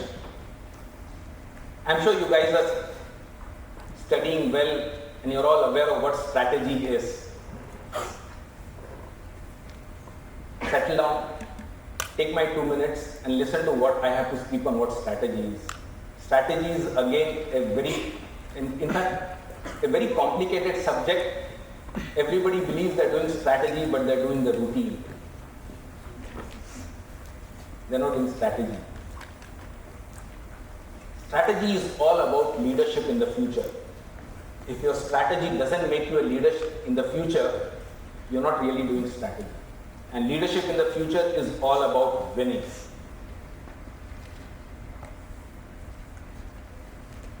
And how do you win? There are two approaches to winning. Do what others do, of course. Do it differently. And do it better. If you can have these two aspects, you have differentiated yourself. The differentiation game. With the differentiation game comes in the competitive advantage. And it leads you to a win. It leads you to a success. let's look beyond.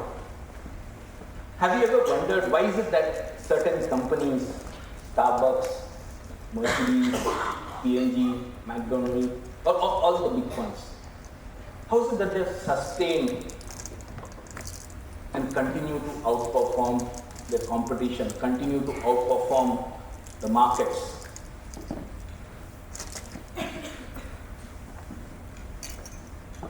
I'm happy with receiving answers, by the way. And I don't expect it to be right. Yes? Customer obsession. Customer obsession, fair. Yes, I would agree. So, these companies, these set of companies continue to outperform because of their inherent competitive advantage. Nothing else. Nothing else. Having the ability to create better value for the customer. Having the ability to create products or services which are of better convenience to the customer. And that is what differentiates. And how do you do that? You do that by innovation. So let's look to see. So what I try to tell you is that the key enabler for strategy, for winning, for leadership in the future is innovation. Now, what is innovation? Dr. Vijay Govindarajan, he's got a 3-box formula. And he speaks of this 3-box formula as the key innovation system, structure in place to be able to innovate and move beyond. So I'll take a couple of minutes to explain this 3-box formula. We are all good till now? Yes. Wonderful. Now, so the 3-box formula speaks about 3 boxes, of course, and each box has something different. The first box, what he speaks of is managing the present. So that's the first box in the 3-box formula. The second box he speaks is selectively abandoning the past. And the third one is building the future. And by the way, there's a book on this for people who haven't read.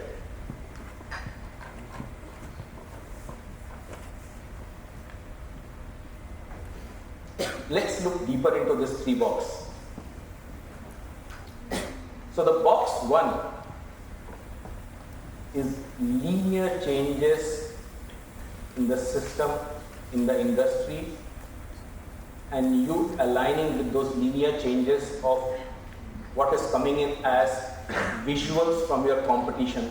So there is certain movement in the competition and you are innovating to align with what is needed in the market. And that's box 1 innovation, or box 1. Now box 2 and 3 is non-linear changes, where there are weak signals coming in from the market. So the non-linear changes are not really visual to you, they're very weak. You really have to have a sight of an X-ray to be able to see what does it actually imply 10 years hence, 15 years hence. And this requires disruptive innovation. It's not just simple innovation, disruptive or non-linear innovation. So the box 2 and box 3. Box 2 comes in here because box 2 indicates you have to abandon the past. If you don't let go the past, you carry the baggage of a lot of things which were there from box 1 and that would not let you move to box 3. So box 2 and box 3 is about the non-linear changes. A very good example of this is Oswal flop in the Olympics. If you look at the photograph here, what was seen is what started as scissors in 1896 Olympics and what is finally a Oswal flop. The changes have been non-linear. And it is because of this that the high jump height has increased multi-fold from 1896. That is non-linear innovation. There's another non-linear innovation and that's microfinance. Dr. Muhammad Yunus. he is in the news these days. He is the one to bring out the microfinance revolution in Bangladesh, and that system is being replicated. For all those who haven't gone through microfinance and the way the structuring is done, you should read that, because that's one of the best credit offtake systems we have in the world for the people who are not structured. I mean, for people who are below a certain level of income.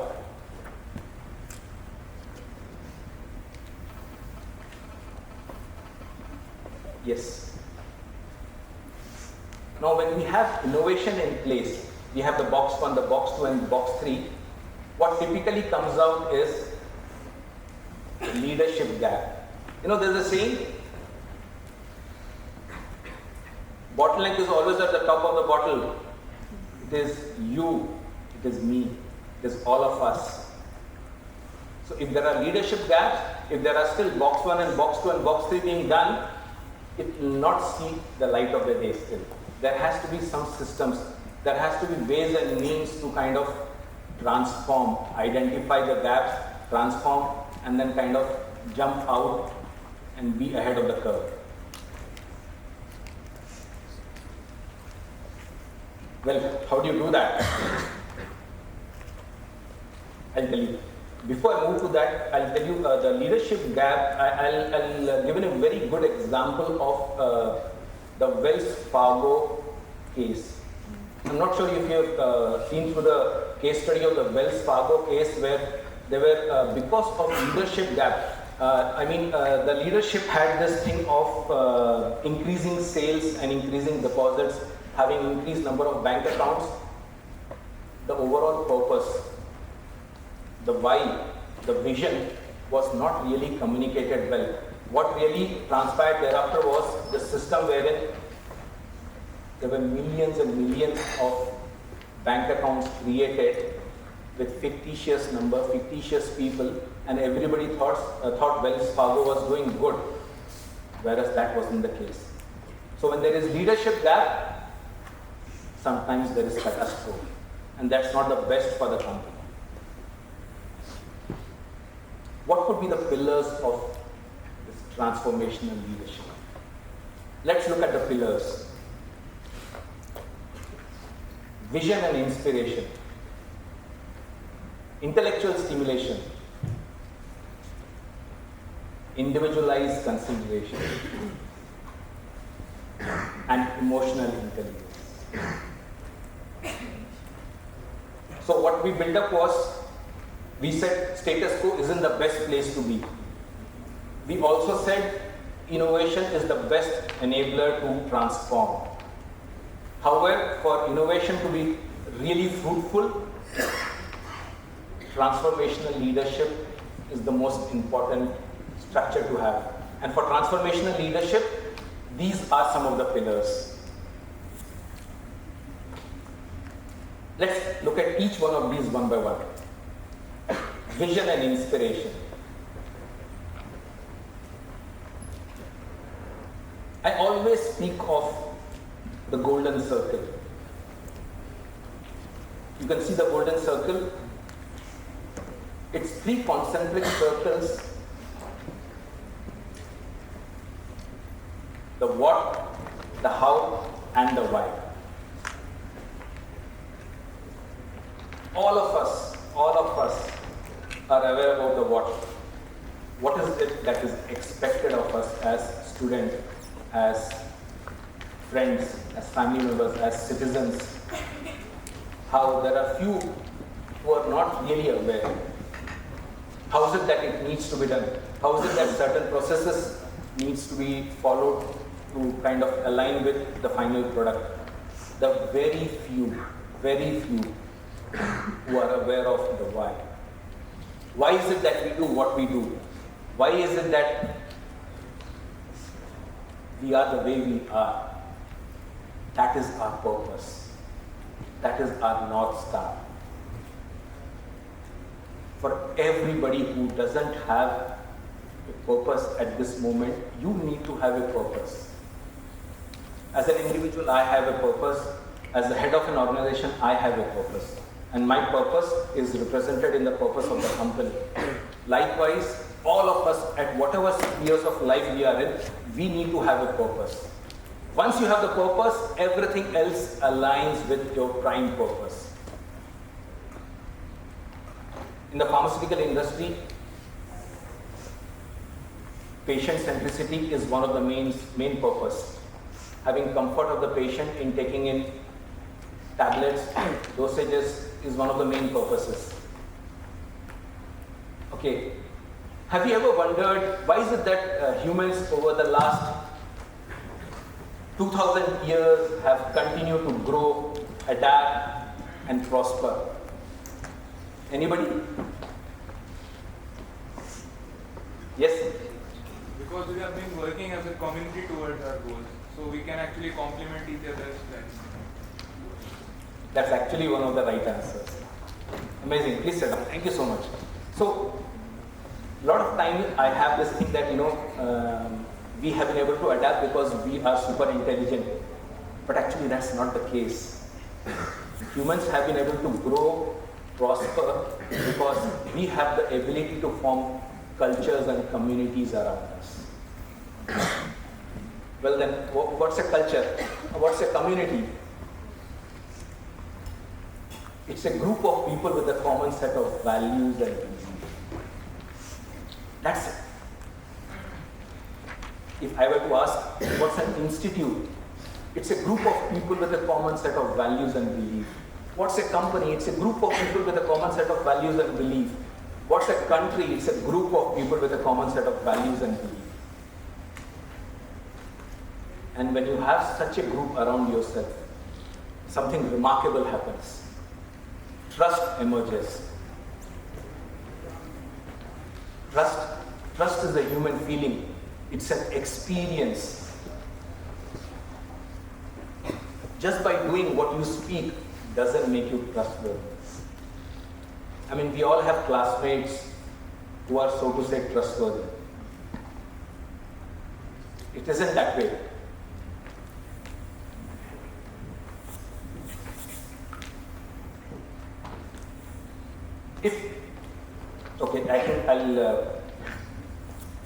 Okay, so the basic crux of everything is that if we have trust, we have the ability to go all out and conquer the world. We have the ability to go all out and go beyond the status quo. We have the ability to go all out and transform. That's one of the most critical aspects. We might still go out, but then it will be every man for himself. When there is trust, when there is a community feeling, we know that when we go out and conquer and there's something which doesn't happen as per plan and I don't come back, my folks, my people will be taken care. That is trust. And that is what empowers us to move beyond the status quo.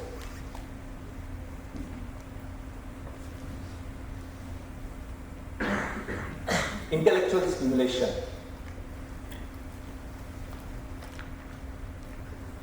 So when we have intellectual stimulation, leads to creativity. And of course, creativity leads to innovation.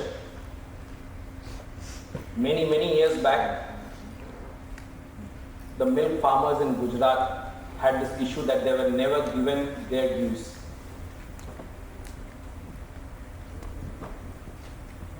Verghese Kurian, the milkman of India, was the one to innovate the system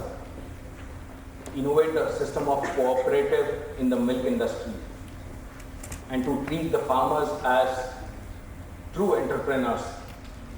And today you see the way it has transformed the complete milk industry in India, especially in Gujarat. That's innovation. Dr. Sridharan. Many years back, when the metro system was being scaled up, there were a lot of technical issues. A lot of issues in actually having underground systems in the high security region of CP here. It was him who transformed, who innovated on systems, who went beyond what was normal to be able to deliver. And that came in from the intellectual stimulation.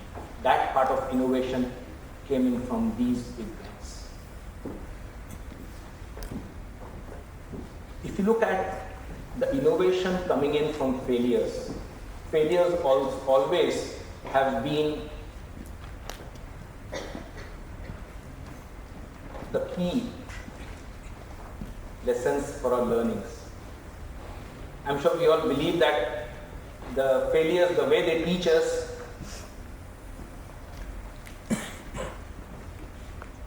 success doesn't teach us that way. However, there are different kinds of failures. They are preventable, unavoidable, and intelligent failures. What I would say is that as you move, as you stimulate yourself, and as you innovate, you should be looking at only committing intelligent failures. Intelligent failures are the failures at the boundary of change, at the boundary of innovation. Let's move to individualized consideration.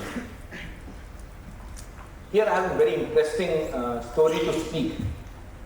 When we joined the Naval Academy, I was in the military service for many years.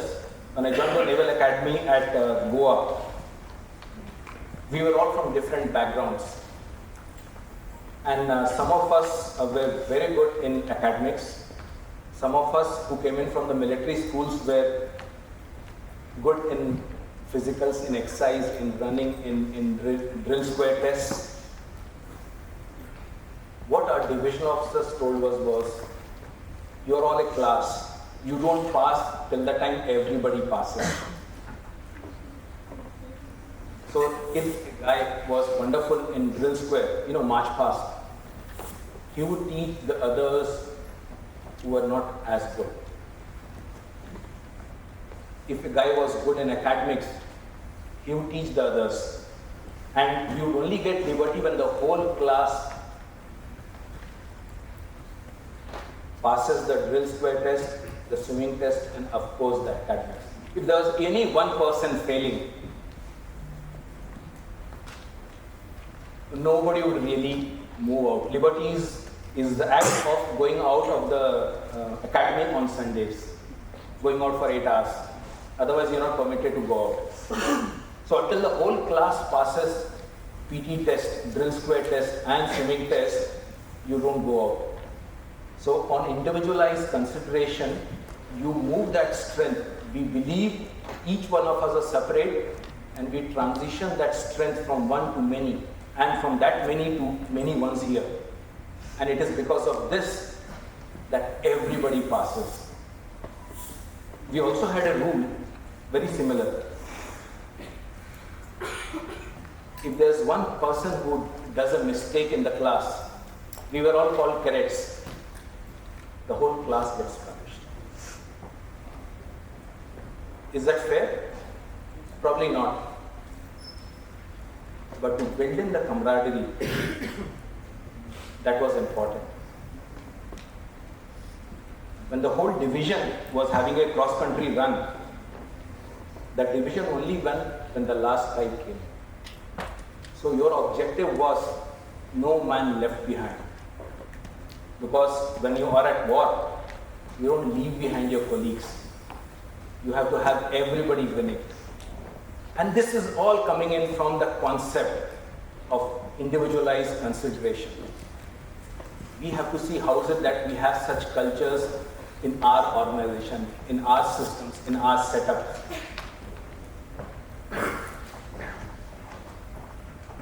Emotional intelligence. I think this is something which has really been spoken many times. I'll come back to another example from our academy days itself. When we joined the academy, we were all from different walks of life. Somebody was from a very high-profile family. Somebody was from a very, level family and somebody was from not so well level family, and they all came together. Everybody had different levels of ego, expectation and comfort, the definition of comfort. So how do you kind of take such a diverse set of class and align them to love each other? Align them to see that no one is left behind. You put them through certain exercises where you punish one set of people for the other set of mistakes. So there was a concept wherein it was called as Patti Parade. Patti Parade is a concept where in case you fail on certain points, fail in the sense, you don't run at certain speed or you don't perform, the whole class goes and changes uniforms every 5 minutes. And in the military service, there are n number of uniforms. So you're given 5 minutes, dress number 2, dress number 3, dress number 5, dress number 8, dress number 8A, dress number 9. And when you come back, the whole bed is piled up of clothes. And then they come back and tell you 10 minutes cabin cupboards. Cabin cupboards is the name for spick and span, everything being perfect. So we're supposed to have our trunks in place with everything put. We're supposed to have a cupboard with everything folded, our shoes shining, the drill boots shining within the next 10 minutes. And we all know it's just impossible. And when it's impossible, then the division officer or the senior would come and say, hackle order. Hackle order is the state where you jumble up the whole dormitory's clothes together and say, another 5 hours, we want your bed, your cupboard, your everything else back in ship the way it was yesterday. And this is torturous. It looks very interesting when I speak in retrospect, but it can be quite striking. What was the purpose behind it? The purpose behind it was to make us mentally, emotionally, physically strong. I'm sure we all believe if we don't touch our limits, how would we actually get to know our limits? Have you ever wondered? We are always so fearful. That is the way we are brought up. Our parents tell us, beta, don't do this. Don't go there. But the fact is, until you don't touch your limits, you don't know your limits. Until you don't touch your limits, you don't stretch your limits. You ought to keep touching your limits and keep coming back and again keep going and again keep coming back to stretch your limits.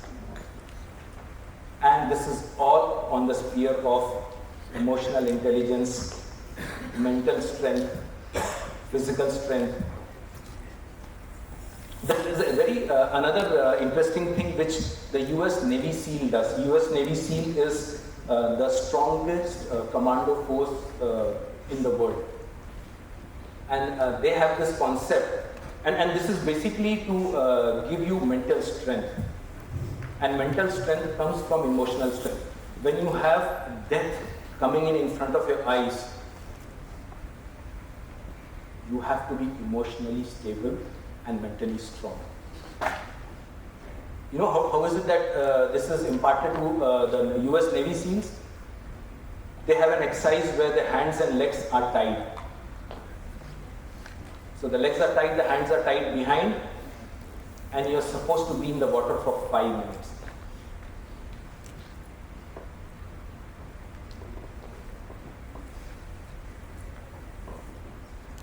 It's tough. It's actually near impossible. I have read articles which said that there have been people who have lost lives.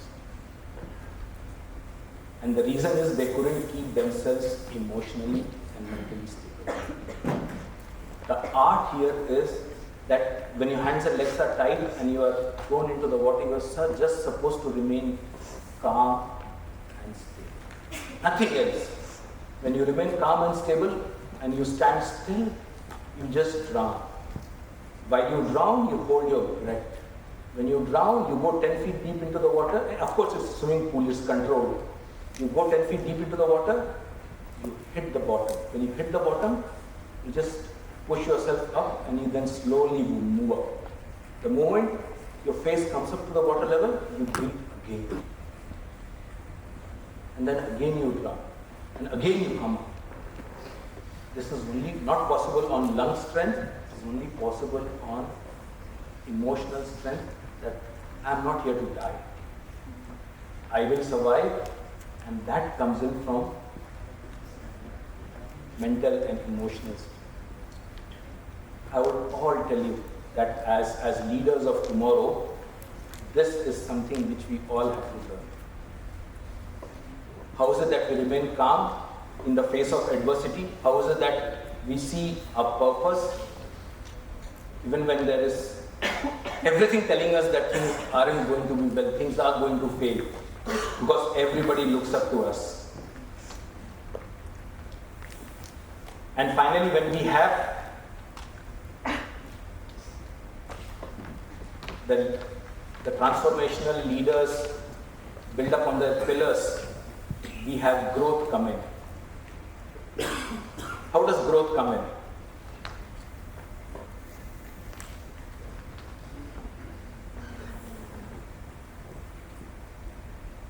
There are 3 horizons of growth.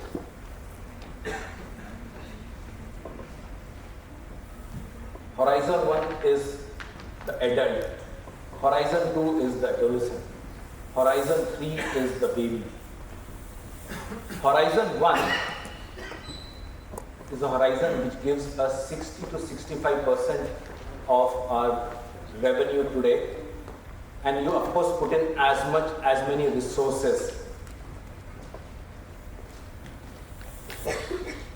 Horizon 2, the baby, the adolescent, sorry. This gives in 20 to 25% of our growth. This is adjacencies. That means adjacent line of services, adjacent line of products.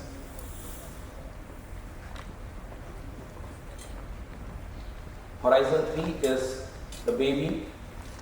These are innovative products, differentiators, new business lines, new service lines. 10 to 15% of our revenues every year should be coming in from these babies. When you have these horizons structured, and when you have revenue coming in these kind of percentages, your growth is set in place.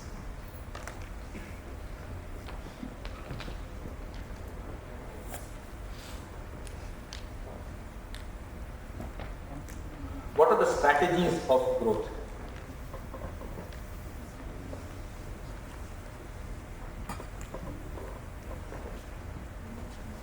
There are 2 modes. One is growth in the existing business, and the other one is growth in the new business. You would have all learned growth in the new business is a corporate level strategy, and growth in the existing business comes in from business level strategy. How is it that you grow? You go internally on your own resources, you have an alliance, or you acquire. If you can structure your transformational thoughts on your adjacencies, on your R&D products, and align them with your corporate and the business level strategy as either JVs, alliances, acquisitions, there is growth coming. Let's look deeper. I want to structure the horizon 1, horizon 2, horizon 3, all the way to the business level growth. I'm sure many of us have had some working experience here. Yes. You've had KPIs and KRAs? Yes. Wonderful. So you'll relate, how is it that the transformational finally comes down to your KPIs, KRAs and my KPI, KRAs. This is the way it is. I'll over the next couple of slides, I'll put it.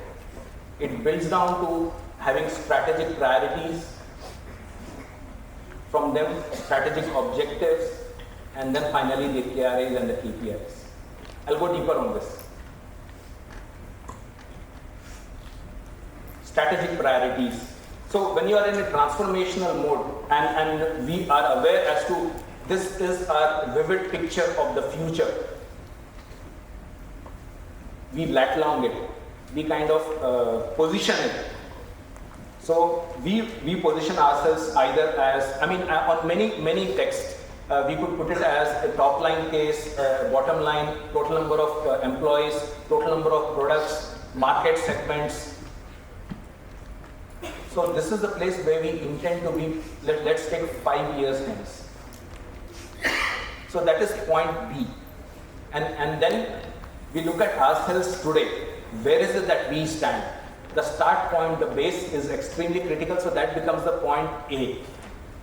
And between these 2 points is the transition that is expected out of it. How do you go? Once you have your point B in place, your point A is of course known. Then you roll the future backwards to point A. You don't extrapolate point A, because if you extrapolate point A, you would never reach point B. So rolling the future backwards, I think, is very critical here, because that is what will ensure and tell you what is it that you need to do today.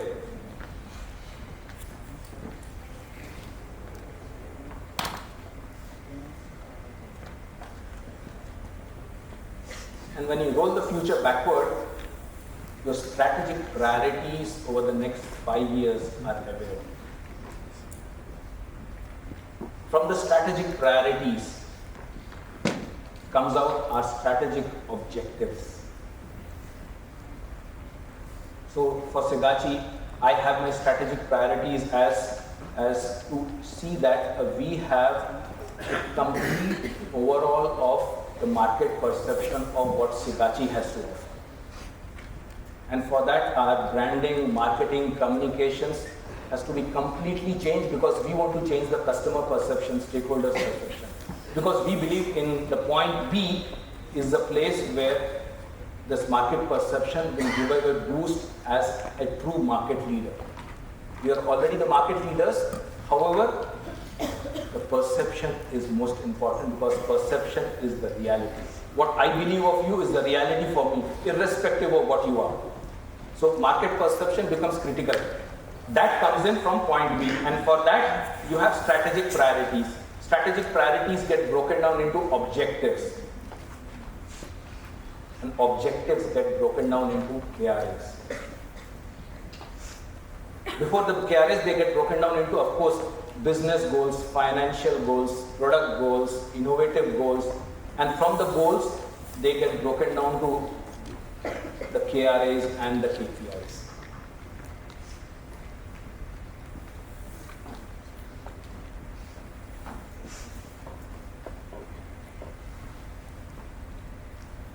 While we do all this, there are certain challenges which we are bound to face. I've just tried to list out a few most common ones.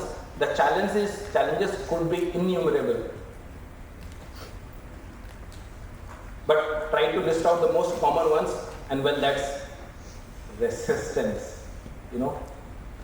All of us clinging on to our status quo, all of us clinging on to our past, our present, and not letting go. Lack of motivation, and not really making changes.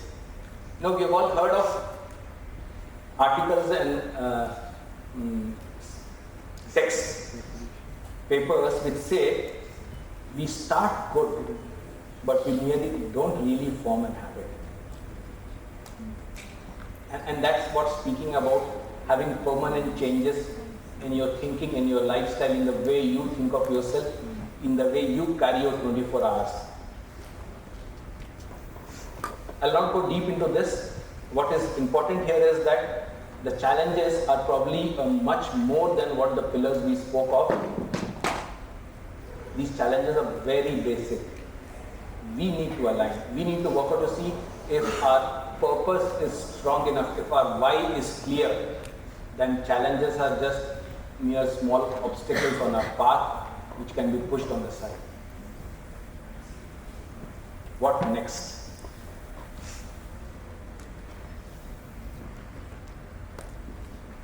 When we have the transformational leaders in place, when we have the platform of innovation coming in, we need to structure our organization to be able to adapt to the change.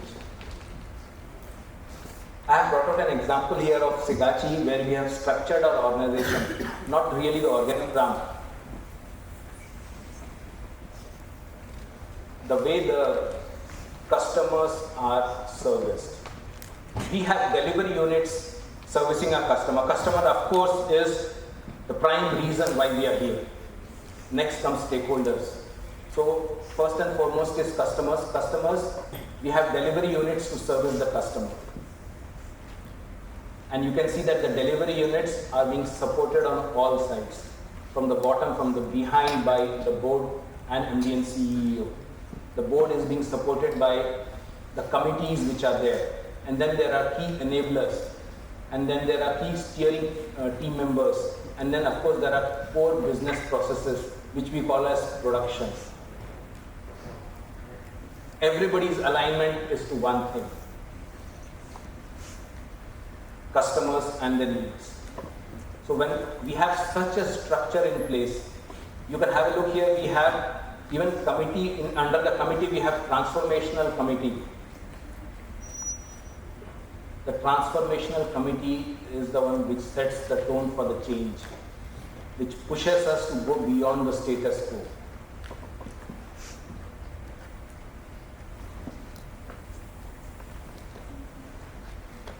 So this is my last slide. I'll just go back to my start.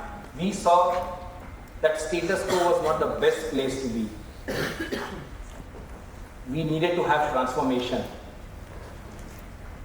Innovation was the key enabler. Innovation was the platform through which transformation would take place. And transformative leaders were the ones who would really pull it off. We saw pillars of transformative leadership.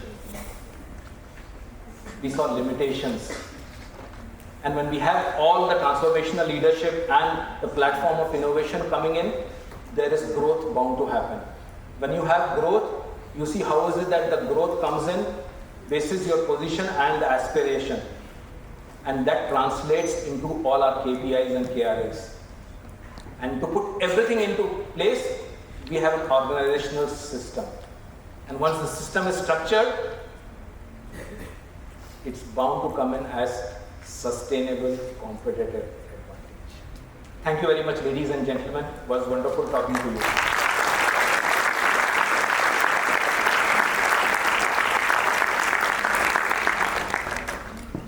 We'll be happy to answer questions.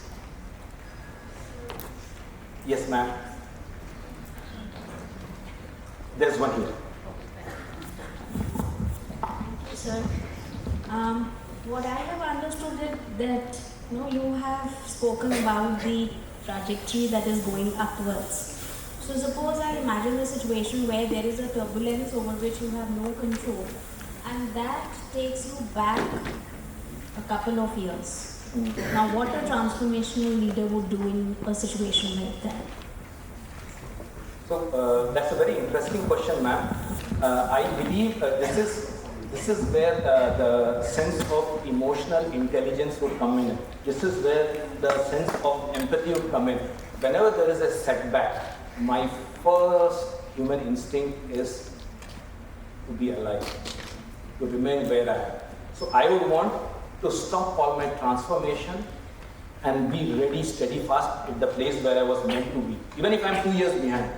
Because my purpose, I can have a transformation provided I'm alive today. So when there's a setback, the first instinct is how is it that I remain where I was and I don't get wiped out as a company, as an individual.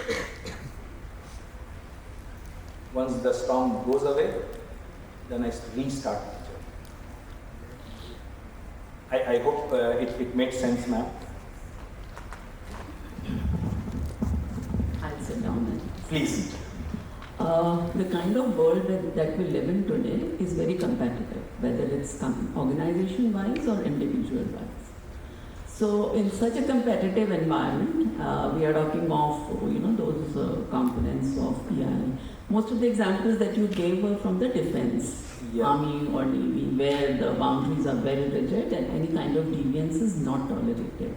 But the kind of organizations that we, the company, the business organizations that we are talking about, boundaries are semi-permeable. So there is no fixed rule, fixed regulation, and such kind of punishments are not there.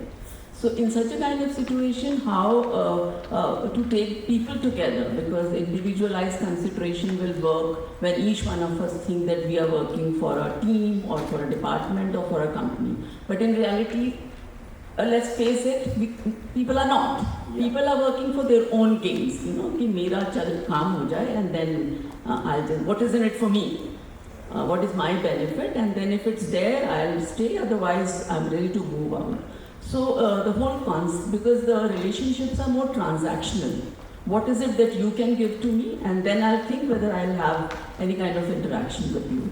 So, you know, the transformational leadership has been there for, you know, quite a number of ages, you know, starting, I think, 40, 45 years back. So I still wonder whether these, except for, you know, some examples like Korean or Sridharan, do we actually have such kind of examples in the corporate where these kind of leadership? Oh yeah, I would say I think I've spoken less. I mean, I try to take in the Indian leaders. I would say Steve Jobs, Jeff Bezos, even Elon Musk. If any of you have read his book, Jack Welch, in his book, The Power of the Gut, he speaks about transformational leadership, and he says that if the whole organization is structured such that the organizational purpose and the value systems are put in every day, you are bound to have that as the prime focus. So wherever you are, whether you are a team leader, whether you are, a class leader, or whether you are the leader of your home, or of course the leader of your organization, you have to put in the boundary conditions of value systems. And Elon Musk has done it. I mean, he's loved as much as he's hated, because he has this thing structured. Yes, this is what is meant to be, but for the people, when you speak to him, to his people who are very close, they speak, he's the most empathetic person around. So what I intend to say is, whatever level of leadership we are in, if we can imbibe the sense of purpose, you as students, your prime purpose is to excel and learn and teach other students, because you learn as much from them. This is the purpose for the next 1 year or 2 years. As the head of the organization, your prime purpose, whatever is the purpose of your company, is the purpose. And there are value systems in place. In Sigachi, our value systems of respect, integrity, resourcefulness, and strength. These value systems guide us for every decision. We want to put such structures in place, but on a platform of empathy. So what we experience in the military system and what we experience outside, the key differentiator would be empathy, because when you show empathy, when you have empathy for the people around, you win them over. You don't do it by force, but you do it by love and affection, and that's for a lifetime. I hope I have answered your question. Thank you. Yes. So you talked about selectively abandoning your past. Now on that, I would like to say that isn't it that your past, your experiences, everything that you have gone through, that shapes who you are as a person now? So how do you justify that, and how do you be so selective about letting go of your bad experiences or something that you should not be taking along? Yes. So I would say, in a sense, you answered your question in your statement. Selectively. Selectively is the catch. I have been a military leader before. I'm a corporate leader today. If I put those rules in the corporate today, it wouldn't stand. What do? I put those rules for myself. So I selectively abandon. I know I can't enforce the way I enforce there. So I selectively abandon certain things so that I don't carry that baggage. And I'm ready for transition. There's a saying, when in Rome, be a Roman. So you can't, when you are an Indian, you go to Rome and you try to be an Indian and look for idli dosa, you might not get it. The sense is, we have to selectively abandon the past. Selectively is the key. And when you selectively abandon the past, you actually transition from that point A and gradually move to the point B. Thank you so much.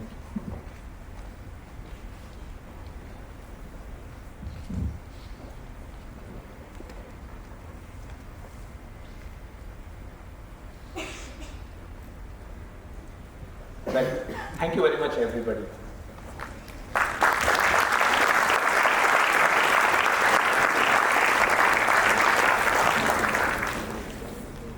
On behalf of FMS, we'd like to extend our heartfelt thanks for taking the time to speak with our students. Your insights and experiences were not only enlightening, but also incredibly motivating. Your willingness to share your knowledge and expertise has made a significant impact, and we are truly grateful for your contribution to the academic and personal growth. Sir, as a token of appreciation, please accept a small memento from us.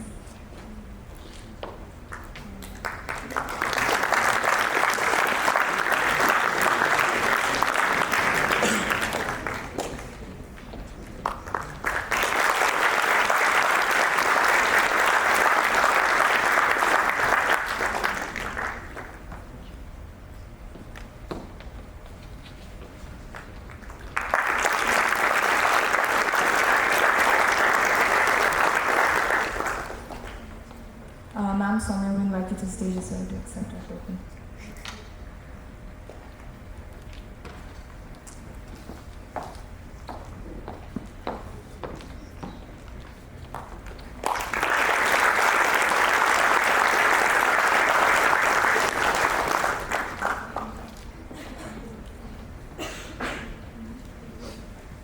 Jayant Manglik currently holds the position of Associate Director and Head of Omni-Channel at Motilal Oswal Financial Services Limited.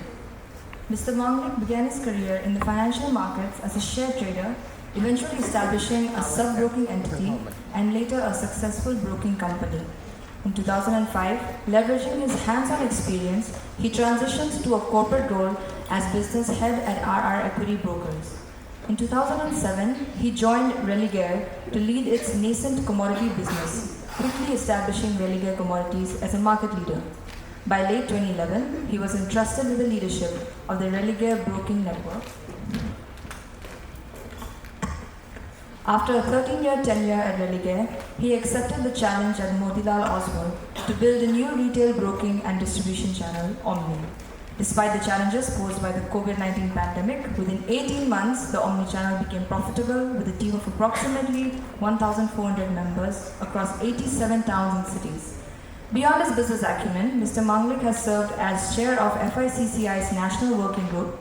Moreover, he has also been a part of BSE's SEBI-mandated advisory committee and has had extensive interactions with regulators.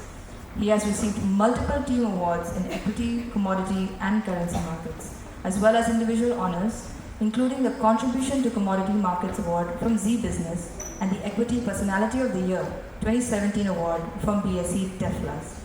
In addition to his professional achievements, Mr. Manglik is a yoga enthusiast, a trainee golfer, and a fan of rock and roll music. It is truly a pleasure to host you here, sir. Please join me in welcoming Mr. Jayant Manglik to the stage.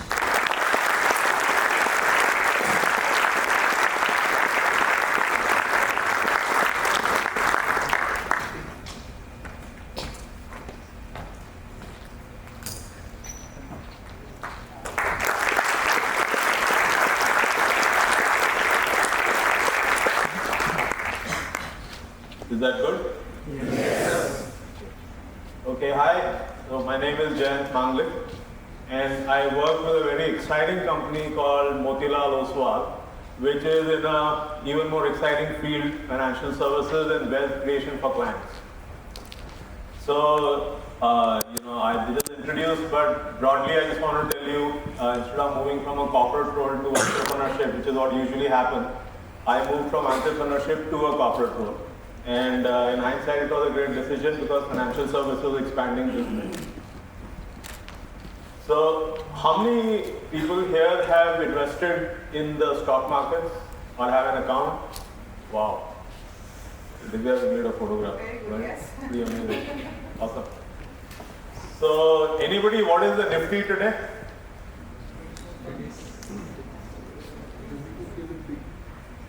You can just be a bit loud. 24,000. Oh, very good. Okay. So I hope you are giving that much attention to your studies also. Okay. So, so we'll just hold that number for a second. 24,360 something. That's right? Okay. Now, there is a document, there's a parliament library called Lardis. They also put out reference papers. And what I'm going to share with you is something which I actually learned today. And the moment I read it, I thought it is something which I must share with you. So this Lardis, this library in the parliament, they put out a credible, very good document. So the document basically says that our GDP today is in the range of, it's a shade under 4 trillion, right? About 3.7, 3.8 trillion dollars. In 2047, it is going to become $30 trillion according to that plan of the government. Now, what that means is that over the next 23 years, it's going to move from 3.8 to about $30 trillion, which is a CAGR of, you don't have a calculator, I'll tell you, it's about 9.5%, right? Now, 9.5%, we're talking about nominal GDP. So it's not a very unachievable number. There's nothing great about, we did that last year also. So doing a 9.5% is okay. But if you look at $30 trillion, it's suddenly, it's a very big number. So let's hold these two numbers, mentally just put them somewhere. 24,360 something is the Nifty. And your GDP growth rate nominal is going to be about 9.5%, right? Okay, now what I'm trying to do actually, I'm going to quickly help you guess what the Nifty will be in 2047. So firstly, what is special about 2047? That part is okay, the Amrit Kal part and all of that, that's fine. But the thing is that we are in a sweet spot because of our demographic dividend, right? So, everybody familiar, demographic dividend? Yes. Essentially a lot of working people, a lot of earning people, right? And smart people like you coming into the mainstream now. So, a lot of good things happening in India. So, just to give you a reference number, about 65% of our population is between 15 and 65, right? And I think the average age is probably about 28, which means a lot of working years are left. Which is what makes 2047 special. Or in that range, 2045, 2050. So again, now we are trying to figure out what the Nifty will be, and there are many ways to do this, but the one which I read I thought was extremely interesting. So now we're going to compare with the US. So if you see in the United States, they had a Amrit Kal moment from 1980 to about 2000, right? It grew extremely fast. So President Reagan was there, economics, Alan Greenspan, right? The Federal Reserve Chief, he was also very bullish and all. So because of that, they grew extremely fast. And the key point is that in that growth, the ratio of the rate at which the Dow Jones increased, their stock market, was 2.2 times of their GDP growth. Nominally. Okay, so that's one. Let's take another example, China, because we'll have to consider only big countries like us. And remember, US is a developed economy. It was already very good, right, in 1980. So what happens in China? China, again, sweet spot, 1991 to about 2007. The markets increased by 2.7 times the nominal GDP growth. Okay, so we have something which is above 2. We took then Japan. So Japan moved 1.78 times of GDP growth between 1950 to 1990, which was their Amrit Kal moment. It was full 40 years. They did extremely well in that period.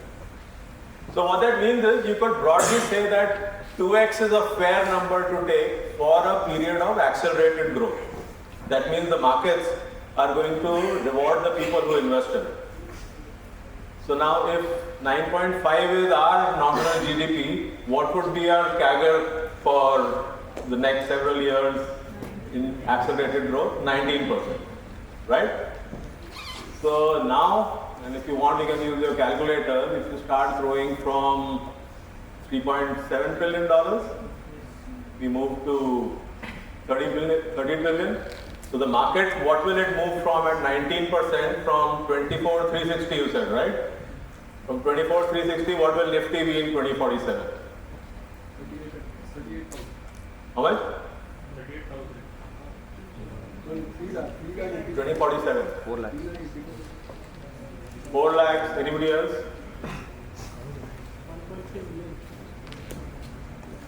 Right. So I hope you use the calculator. Good. So 30 lakhs, that's the number, right? And we are not talking about sentiment. We are not talking about a projection. We are talking about pure maths, and we are referencing it to large countries like us who've already been through periods of accelerated growth, right? Now, my whole point is this, that in a market which is so solid, Motilal Oswal is extremely well placed and lucky to be there because we already have 37 years of experience behind us as the company was set up. And now we are actually going to reap the benefits of this. Everybody, you, me, the company, all of us are going to reap the benefits of this sweet spot in which we are.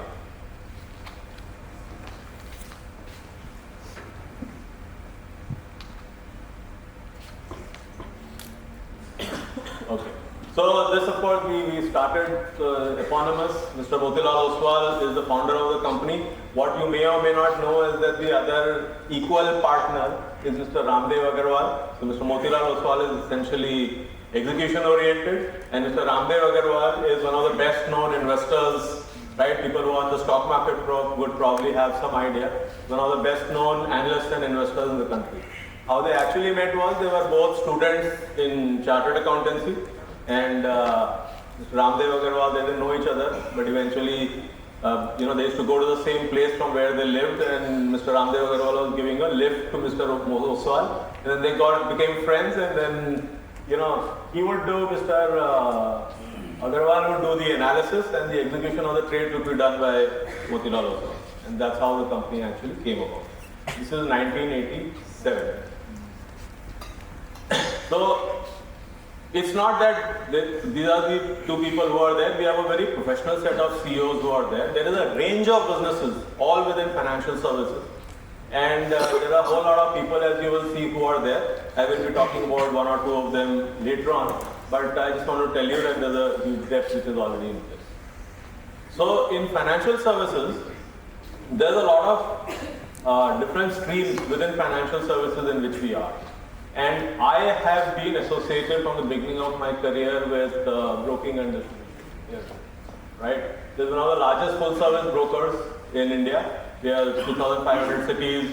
98% of the PIN codes are covered by one or the other client of Motilal Oswal. Right? I think, we're trying to find out which 2% we've left out. So it's a 40 lakh plus client base which is there. And then there are a host of other businesses, but all of them are backed by this brand and by a strong research and advisory. So research and advisory is one of the linchpins of the company. Right? So I'll quickly tell you about the things which are there. Now I'm spending a few minutes on broking and distribution, right? Which is what I was associated with. So research, relationship and trust, these are not words for us. Research, we always told you that since one of our founders, Ramdev Agarwal, research, knowledge, things which are very solid, right, tangible stuff which we can talk to our clients about, our company is always focused on that. So research is a key pillar. The second one is relationship. So when you get your research right, people don't talk to us just like that. They talk to Motilal Oswal and you have more than 4 million clients because perhaps we give them the right advice for so many years. So when you do this for a period of time and you are talking to clients again and again, you build relationships. And these relationships are now very strong across a host of clients. Once you get the relationship right, then clients honor you with their trust. And this trust is that he knows that when they speak to us, we will always try to do the right thing for them. Right? We try to give them the right advice. So this is what our key differentiators, and I think on the competitive landscape, we feel that these things actually, take us a step ahead. So a quick thing about broking and distribution, which it's growing very fast, right? I mean, the slide is there, the bar chart. If somebody wants, I can explain it. But basically, it means the CAGR is going to be like 15 to 20% over the next several years, right? So we are in the right place. Distribution will always be a big part of it. Distribution means one is the broking, right? So the other is the same clients. We talk to them about other products. So we sell them other products as well. So distribution, you will see one part of this is distribution, which is the purple part. So that's also is going to grow very significantly. But the key is actually the business. So you keep hearing about all these companies which are discount brokers, right? So some of the discount broker stuff is moving to a more value-led proposition now because people go there, they lose money, there's nobody to talk to and so on. And the other thing is the average revenue per client. So, and it's a pretty incredible slide, right? So even though you had lunch, try to pay attention to this slide especially. So most of your companies, and we don't have Zerodha and Grow here because they don't publish their results. Most of these are listed companies, so we have the data. They see their numbers, your average revenue per client going down significantly. So most of these, so the number here is, for those who can't read, it's about 11 to 12,000, in the range of 5,000 here and so on.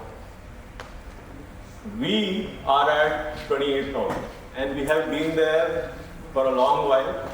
And this is, it's not that our client base has not grown. Since 2019, we are at 3x of our client base. So, what we do for our clients, with our clients, is always been, we try to add more value than most of the people would probably add. And it shows out. The other businesses, I will quickly take you through it because some of you might want to be in other parts also and not only broking. So home finance is a big one for us. It's all affordable housing at this point, and we're very keen. It's a comparatively younger part of Motilal Oswal, but it's doing extremely well. Private wealth management, so ultra HNIs with a net worth of more than 25 crores, we cater to them. And this is one of our stronger suits within the group also.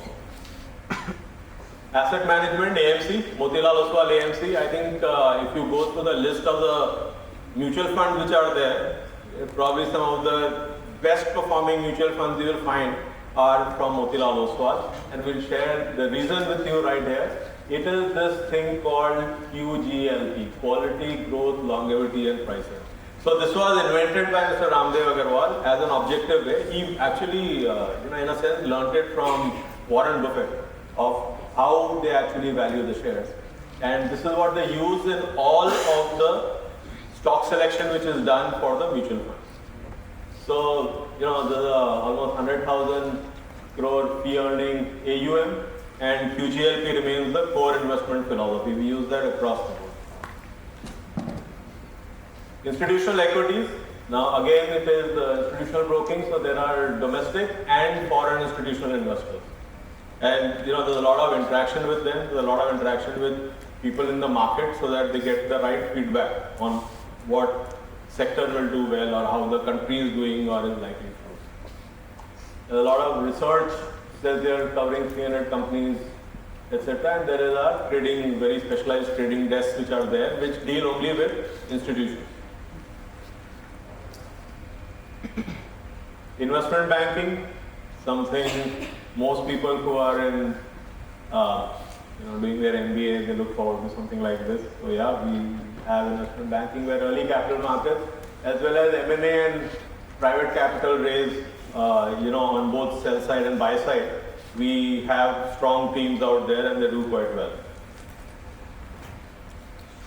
A little more private equity. So again, two parts. There is the private equity part, which is the traditional part, and then the real estate part. So there is a separate real estate set of funds which are run by an independent CEO, and they go tap clients, large clients, who invest in this, and typically the investment tenure is larger. It's not like a mutual fund or a stock where you might want to come out in 3 months or 6 months. Typically these are like 5 years, 10 years, 12 years, that type of time frame which is there. But the highest returns usually would be in these type of things. So everybody is aware of the power of compounding, right? And Einstein said it's the 8th wonder of the world. This has happened actually in Motilal Oswal as a company. So I'm not talking about now just the numbers or the market. I'm talking about Motilal Oswal as a group, as a company. And so this has been what has actually happened is this capitalizing on the national economic growth and generate compounded return, take all the money which you make, reinvest it back into the company. So there's a huge amount of reinvestment which goes up. And what has that done? It has taken our growth net worth from 1 lakh rupees in 1987 to almost 10,000 crores now. So somebody did that calculation, right? 13 lakhs. You want to try this? So 1 lakh to 10,000 crores. So what is the CAGR for that? So normally a stock would double in how much time? What is your estimate? A good stock. 5 years? Okay. We'll wait for my friend if the numbers fit into his. So a lakh would be 0.01 crore, right? So 0.01 to 10,000. Over 37 years.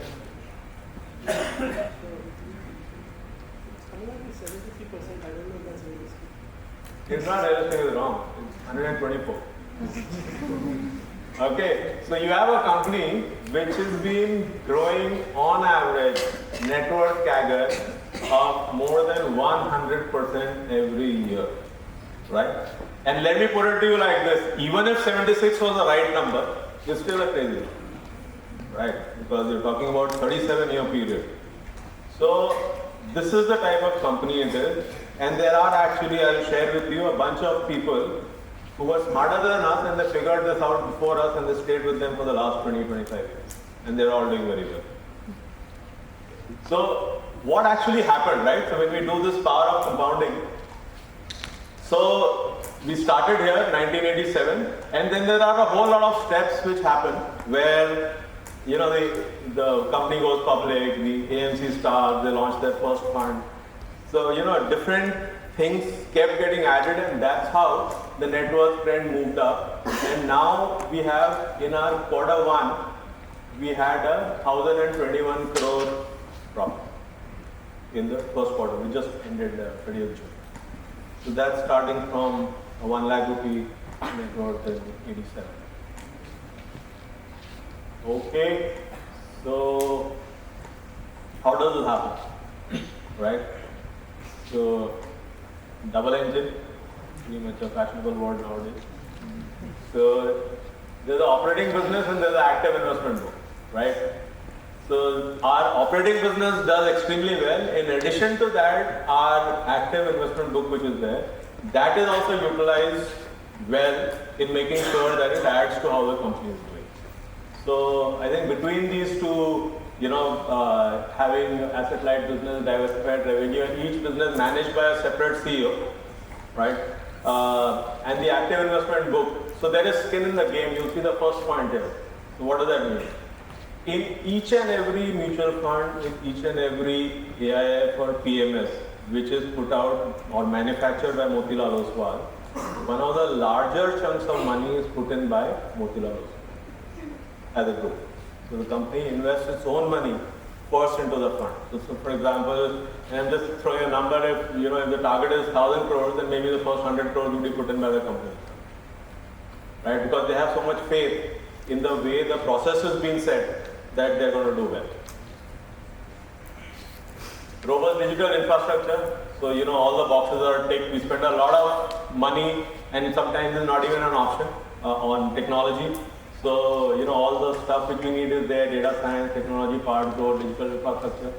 A lot of products, and today, it's a time of products where people come and you want your app to be like a super app. You want everything to be there in that single app. We have our Stratex, there is an algo trading platform which we launched now, and a lot of other things which are available. A lot of branding initiatives. So, currently a lot of what I'm showing you is of Bombay, and actually Delhi. In fact, I can share some good news with you. I just heard that Delhi has overtaken Bombay in the size of the GDP, and our growth rate is more than Bombay. So yeah, cheers to Delhi.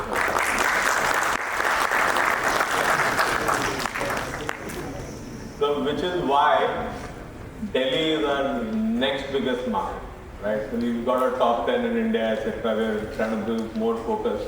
But yeah, Delhi is going to be extremely big for us next. So we have all our branding in Bombay. A lot of it is now going into other parts of the country. It is there, but it's probably not where it should be, right? So less people know about such a fine company than should actually be knowing. There was a very interesting song by this investor, Vijay Kedia, on Motilal Oswal. So, 2.6 million views, so you can understand. If someone sings about a company and so many people see it, something will be right either about the song or the company or both. So, I think, we just got everything right there.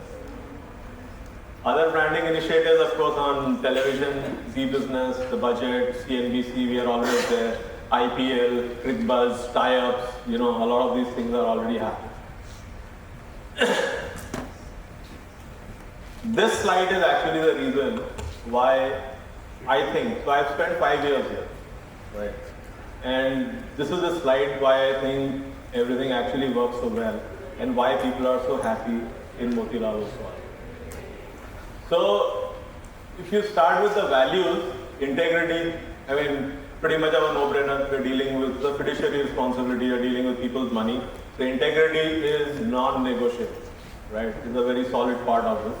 Teamwork, because for example, there are people who bring the clients and there are people who deal with those clients. So for that, and similarly, other things, teamwork is extremely important. There is a HR team, there is a digital team, and so on.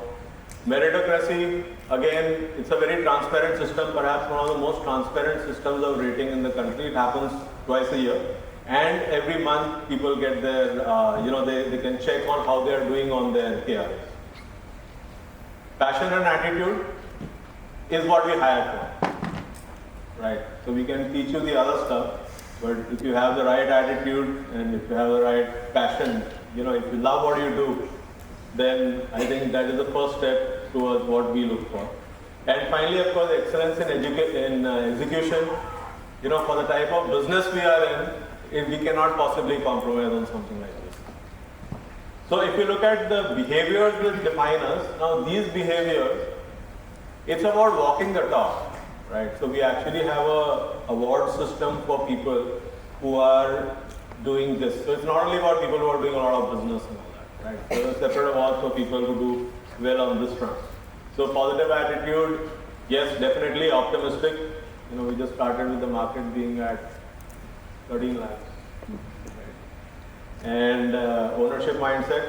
So whoever comes in, we want them, we do that also. We treat whatever we do as our own business. And which is what gives the opportunities for growth as well. So being empathetic and respectful, open communication, transparency and complete process orientation, which is linked to excellence in execution. Because only if your process is good and you follow that, will your execution be perfect. So, the employee value proposition and what our culture promises to you, and this is actually the crux of this whole thing. So, more ownership. So, the entire thing is called Be More. And this, instead of UGLP, which I spoke about for the stock selection, this is called OGL. So O is the ownership, which is, as I said, everybody is expected to come here and treat what they do as their own business. Right? So you make it very successful.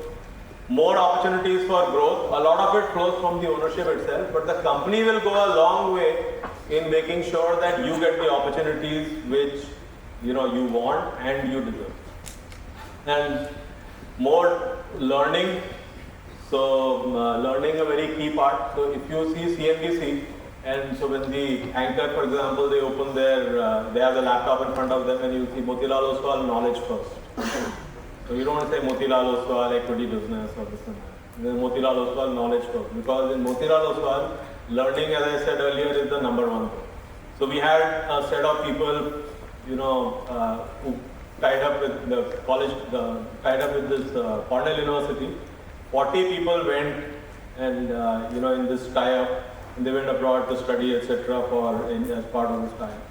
We have a huge set of middle managers who go to places like IIM Ahmedabad, and some other colleges, and maybe sometime FMS too, I don't know, right? So this is one key part. Learning remains a very key part. Continuous learning remains a key part of it. And also that if you want a promotion, there is something called a LQ. So there's a learning quotient. It doesn't matter what level you are at. If you don't have that minimum LQ every year, then you cannot get your promotion, right? So this part, there's classroom rolling, there is the Pathshala app, all those stuff is there, and it's audited all of it. And finally, and most importantly, perhaps people focus. So on your interest, your meaning the employee's interest, and that is what the employee value proposition, this rounds it off, is what we do. So again, life at FSL is very good, and a lot of stuff, a lot of exciting stuff which happens there. Our average age is, I think, in the range of 28 years, right? 28 years is the average age of people in Motilal Oswal. There's a very good wellness program. So this has got 4 parts, right? So there is physical, mental, social, and financial. So in the physical part, of course, you have insurance like everybody else, but we also give this app to everybody, and we have a tie-up with Goki, where you can actually, get consultation after that on if anything needs to be changed, there is suggestion. There is mental well-being, 24-hour anonymous helpline, so you can ask about anything. And mental wellness includes, I understand, even some legal support may also be available for you in something like this.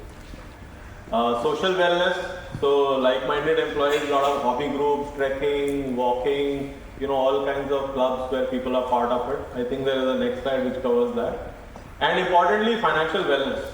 So financial wellness, we are a financial services company. We have to make sure that our employees get the right advice, and they get it on priority, and they get it at the right price, and so we do as well as any client. Okay, social wellness clubs which I spoke about. So as I said, so running, walking, trekking, cycling, dance, heritage walk, there's a whole lot of clubs which are there. Any amount of activities. Naturally, with the average age being 28, this was more or less inevitable that this would be there. Okay, we have a switch-off policy, and the switch-off policy at 6, for example, if your shift ends at 6, then at 6:30 everything is off. Your office is no longer accessible to you. You have to leave. Your emails are switched off from the server. Your company apps are switched off, so you cannot access them because we don't want you. The point is, once you finish your working time, you please, you go home, you enjoy whatever you have to do, pay attention to the family, go out and have fun, whatever it is your preference for the rest of the time, and go ahead and do that. And this is pretty much an industry first. And when we launched it, actually, it became so much of a talking point that the press started covering. Right? So we live by that, we do this. We are almost now 9 or 10 months since we launched it, or probably October last year when we launched it. So we are 10 months down and we know it works well. We're very happy with that. In fact, Nupur couldn't send me this presentation yesterday because she was on switch off policy. Called and said, I can't send it to you. I said, okay, so we're correct. So I was telling you a lot about people who stayed back, right? People who are essentially smarter than us, and these are some of them.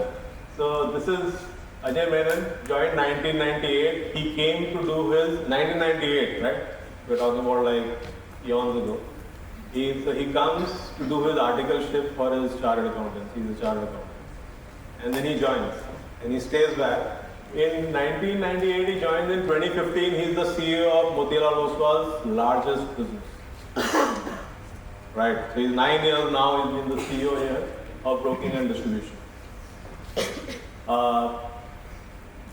Rajat Rajgadia joined 2001 as an analyst. He is now MD and CEO and has been MD and CEO for several years. He joined as AVP Taxation. He is the CFO. And Pankaj joined as a junior software developer.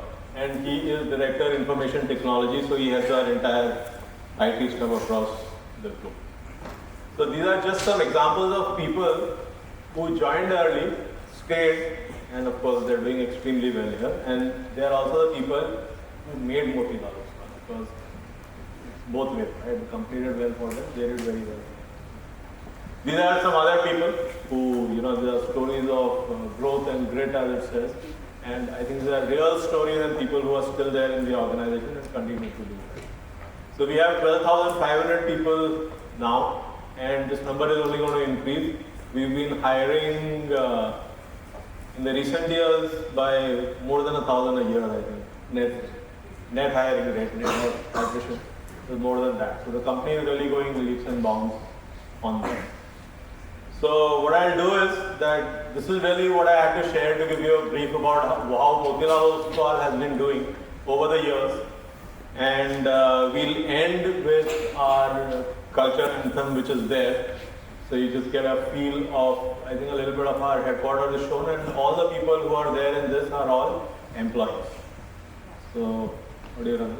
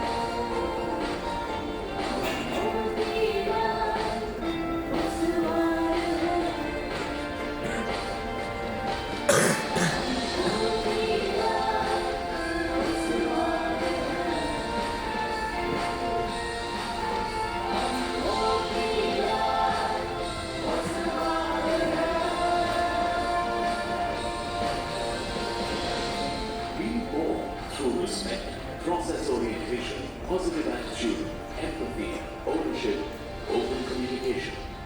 Motilal Oswal, be more. In this is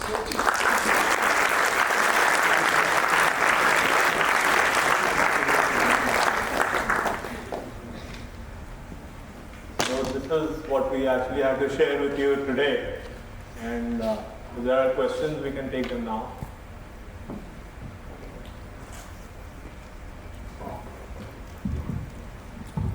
Good afternoon, sir. This question is not directed at the Motilal Oswal, but specifically to the Omni channel that you had. Sir, I was reading your LinkedIn post from 2022 where you talked about how you launched in 2021 and 2020 rather, and you used the physical model to develop this business, and it has developed leaps and bounds since then, right? But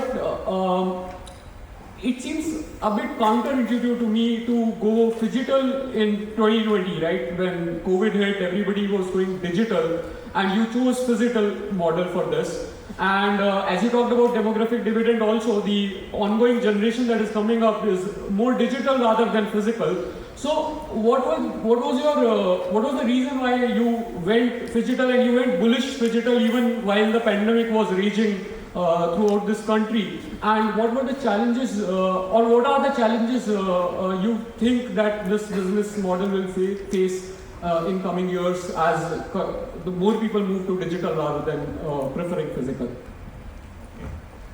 So I'll answer that question now, right? Pretty much a thesis for a PhD. So you know, we've always believed in Motilal Oswal, for example, that in financial intermediation, people will always need to talk to. Right? Because when you are investing money, then you want to talk to somebody. You want to, if you're buying stocks, if you're investing your money somewhere, you want to actually, it's intuitive, right? You want to talk to somebody and they are, "Theek lagta hai kya, I'm going to buy X stock, or I'm going to put in buy mutual fund, or you know, some other private equity which you're doing." You want to talk to somebody. So while in bulk it sounds right that everything should be digital, but in fact, our belief is that financial intermediation will always require human intervention, which is why we went for this. Now, you know, we don't want to run down anybody, but actually what happens is that in a lot of the companies which are completely digital, especially stock trading, for example, if you see, you will see, you go there, there's nobody to speak to, you take some random decision based on some information on the net, and typically you'll end up losing money. Because you don't have anybody to speak to. If you are making a mistake, who's going to raise it? Nobody. Because you just put the order yourself, right? Similarly, if you are going to do any part of financial planning, then you would want to speak to somebody. So with this in mind, Motilal Oswal as a group has a very strong philosophy around phygital. So the physical and the digital. And this decision was already taken that we are going to set up this, you know, additional range of branches. We already had one very successful set of branches which was there. We're going to set up another set of branches across the country. Those were largely in the big cities in India. So we decided it will be phygital. And this is not to say that we were not doing digital. We do digital and we do it in a very big scale. As I said, 98% of the pin codes are covered, and it has to be digital, it's not physical. So there must be something, again, which we are doing right, because we are there in literally every nook and corner of the country. But the physical aspect was there, and we believe will always be there wherever financial intermediation is there, because people will want to talk to somebody before taking a decision. You know, sometimes I think it's not like a medical thing, right? When you want to meet a doctor, you want to consult somebody and talk to him, because whether it is health or whether it is wealth, these are very critical decisions for a person, you know, during the phase of your life when you get into these things. So that's the reason why we thought we just would both. Yes, ma'am. First of all, thank you very much for giving the presentation on your company's profile and everything. My question is not related to Motilal Oswal as such. The question is that during the times of COVID, since you are into this industry, so you can give certain insights. During the times of COVID, the markets were really very down, and mutual funds must have acquired these stocks. And last year and last year in 2022 and 2023, we have read in the media reports that mutual funds must have earned a return of 200%. It is a very conservative number. Some media reports are saying that they went up to 300%. But when it comes to distribution, the 200 or 300% is not given to the stakeholder. So the industry, the retail investor like me and many others really want to know that where that money has gone. Very good question. I'll just explain that. So I think there are one or two fundamentals which we'll just get right, and I think it will set this thought at rest. The day you invest money in a mutual fund is the day where by law the mutual fund has to invest the money. It is not enough. Okay? So let us say the Nifty is at 20,000 on that day, and you are buying some whatever X stock, and you buy that stock, you put in the money, the next morning the company will go and buy the stock. End of story. That's what happens. When you sell it, whatever is the price of your portfolio on that day, that is the price at which that thing will get sold. So it's not like there is a discretion. And because there is no discretion about when to buy, there is 100% transparency in what your portfolio looks like at any time. There is no scope of deciding whether to share something with somebody else. It's an automated process. There is no question of holding or withholding or any such thing in this industry. Where it can happen, but not exactly in the way you're saying, is let's say something like a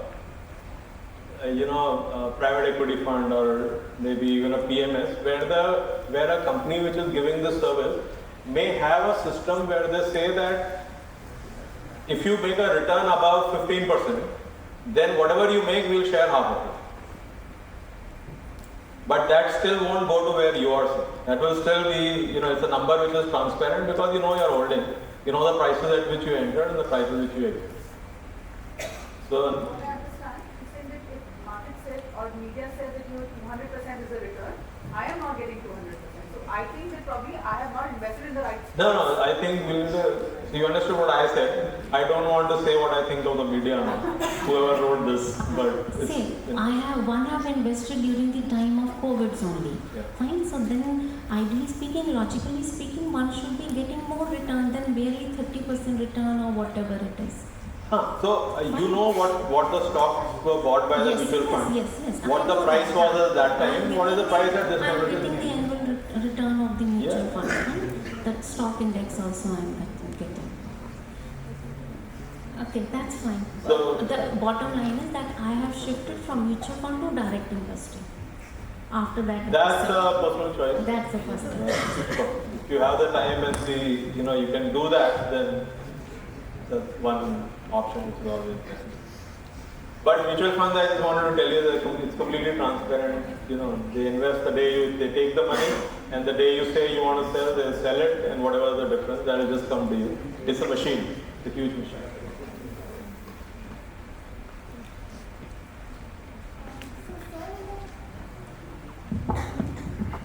Sir, as in the beginning of your presentation, you mentioned that currently there's a shift from client acquisition and price wars to value proposition in the financial industry, and how you just also mentioned that digital transformation is reshaping the financial services industry.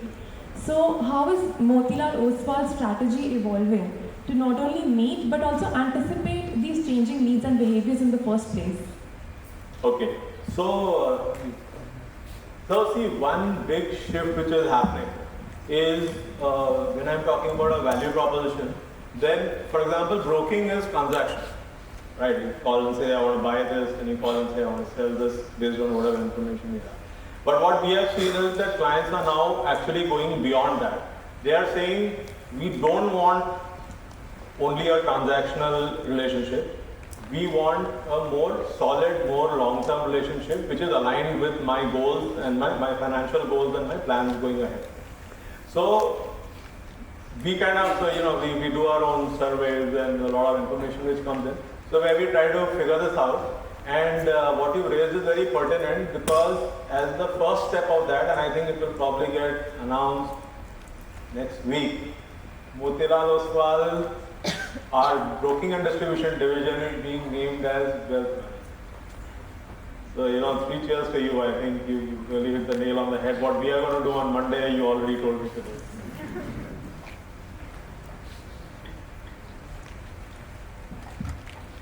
Yeah, hi sir. Pratik, I used to say. So, sir, I wanted to ask about the current trends that are there in the market. So, there's a inverted curve that is signaling recession that is being named there. So, how exactly Motilal Oswal positions itself in this market based on the trends and capitalize on these trends in terms of their investing strategies? So what happens is that first you take a long-term view. So like I said that we are fundamentally bullish. We think the country has been doing extremely well over the last several years, and we think that over the next several years, as you have seen, there will be a tsunami of funds. As these are words used by our director, Mr. Ramdev Agarwal. There will be a tsunami of funds which is coming into India. So Motilal Oswal thinks at this point, and this analysis is continuous. You must please remember this, right? This is not something which someone can say, 1.5 years ago you said this. Because if the environment changes, then the view has to change because you're dealing, it's a fiduciary responsibility, right? It's dynamic. So, because we think it's doing well, we think that every time the markets fall, in general, it's an opportunity to buy. You buy the dip. So, a lot of the times, you will see that markets fall. Interestingly, recently, you had a FII sell-off, but the markets didn't fall, right? All these, people like you and me in India who trusted it, they're putting in even more money, and the mutual funds and the domestic institutions, together our own people, were making sure the markets are actually going up in spite of the FII sell-off, which perhaps, 10 years ago, it was the exact opposite. If the FII sold and the market would just go for a toss. 2008, for example, if anybody was. Does that answer your question?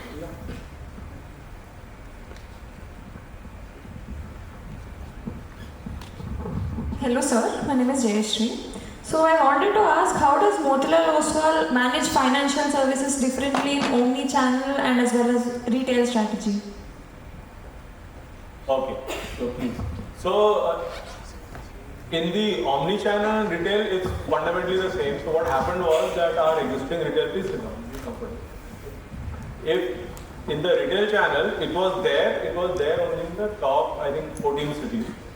Right, of 15 cities, and they were doing extremely well. But the thought was that we need to now go across the country. So we already had a franchisee network which was spread out across the country. The thought was that maybe we should have our own branches there, so that there are certain things which we want to focus on, and we are able to do that. So then branches were set up all over the country, and 80 plus, I think 90 plus branches eventually were set up for the Omni channel, which was a retail channel, which was a digital channel where the client could choose whether to go online or whether to trade through the advisor. Of course, the moment this Omni channel started, COVID set in. So most of it was like people just doing it on phone from their home. In that sense, it was, digital. A lot of people would started using the app at those times. You would have heard even from other companies. But yeah, to answer your question, the idea was to just make it a countrywide spread of branches. So that's really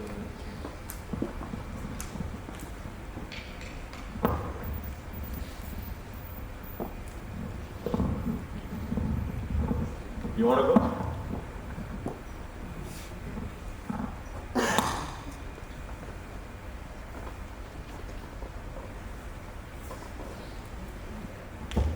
Good evening, sir. My name is Jayesh. So I wanted to understand, so on 4th of July, when the results of the Indian elections came out, the stock market went crashing. But there was only a couple of stocks, which was mainly FMCG being HUL and Nestle, which rose like 3 to 4%. I wanted to understand what was the rationale behind this. So, please sit down. Thanks. So, see, in markets, there are types of stocks, right? And there are two things which will do well in a bad market.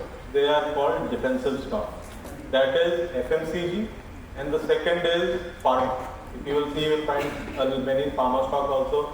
I have not checked, but they definitely would have done well at the time. Because the theory is, and in theory this works across the world, and it's been seen hundreds of times, that when markets fall, when people think that markets are falling, then two things you will still need. You still need food on your table, and you still need medicine. Right? So Hindustan Lever or Sun Pharma or whatever, right? Some pharma company. A lot of these companies will do well in general. But when markets are doing extremely well, then they will continue to have good growth, but they will have normal growth. It's not; these are not stocks which will kind of, 100% a year type. Okay, so they're not those type of stocks. Generally. So defensive stocks is the word what we use for that. Good evening, sir. My name is Navneet. So, as you mentioned about tsunami of funds, that was the one word that we talked about. In the real world, if that amount of funds are coming into the market, they can never come from just 10 or 14 cities. It needs to come from the country as a whole. Also, when the union budget came in, we saw the government is focused on agriculture. So, I believe that the next funds would come from agriculture or the rural economy of the country. How is Motilal Oswal positioned in the agriculture or rather in the rural parts of the country, and how are we looking at that market? Okay. So first, just some inflections on some of these things. One is the part about where the funds will come from. So they will not only come from you and me, they will also come from abroad. Right. So that's one.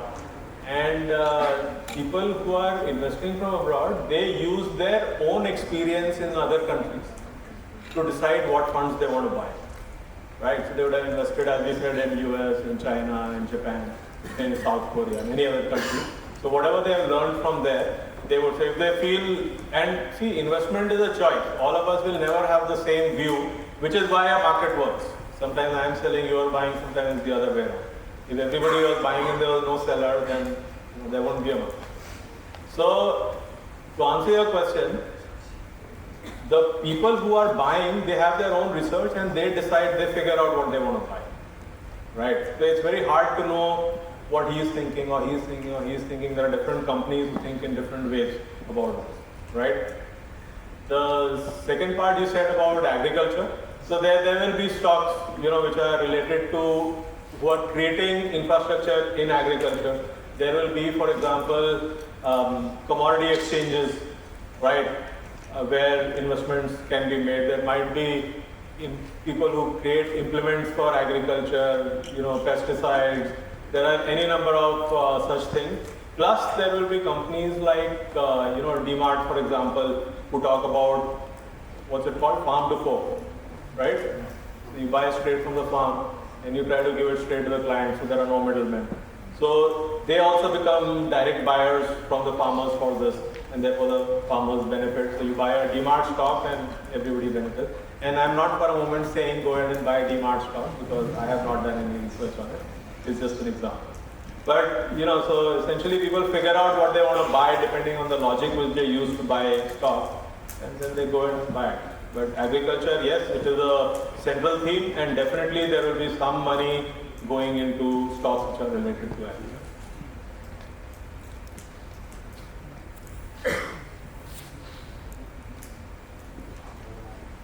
Sir, my name is Ritu.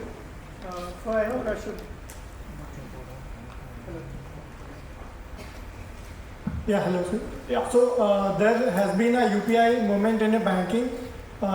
IRDAI is bringing Bima Sugam and those platforms where broking would be eliminated. That is fear among brokers. Do you see any movement coming in financial services, like buying pattern in this market, where there would be a marketplace and broking won't be sustainable or needed at that point? Do you see that possibility, sir? I hope it doesn't happen. But so please sit down. Thank you. So see, first IRDAI is about insurance. right? So that's one part. It is not, if they're saying that the brokerage fees may not be there, etc., that's one part. The second part is, and this as MBA students, as business students, you must understand very clearly. The question is, whoever the middleman is he adding value or not, right? So the simple question, even if it is about insurance, of which I am not an expert, I put to you a reverse question, that if there are no brokers, who will sell insurance? And who will give that information? And if your answer is going to be digital, it cannot work because you have most part of the country which cannot understand. Even we can't understand what the insurance rules are, right? It's so complicated. So you will always need people who are able to explain this. And that's why there is a thought about, brokers not being there. This, periodically these things come up, but it simply doesn't make any commercial sense. Till they reach some way to genuinely get the right information to all the customers, and at which point the brokers will therefore do something else. Thank you. So wealth management, for example, private equity, mutual funds, all of these, they're not broking activities, they're manufacturing activities, and then you create wealth for the client.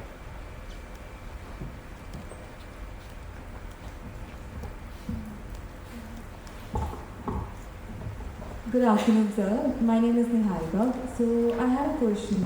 Throughout your career, you navigated various business cycle and economic conditions. So my question was, how do you approach risk management in securities broking, especially during periods of high volatility? Okay, so in broking itself, in broking, so I must just give you a small background of this. One of the most automated industries in the world, and definitely in India, from before 2000. So NSE started in 1994, November 1994. Since then it has been completely electronic. So there has not been any physical aspect. And physical shares, I think the DMAT started again in 98 or 99. So that means we are now 26 years where all this is not there.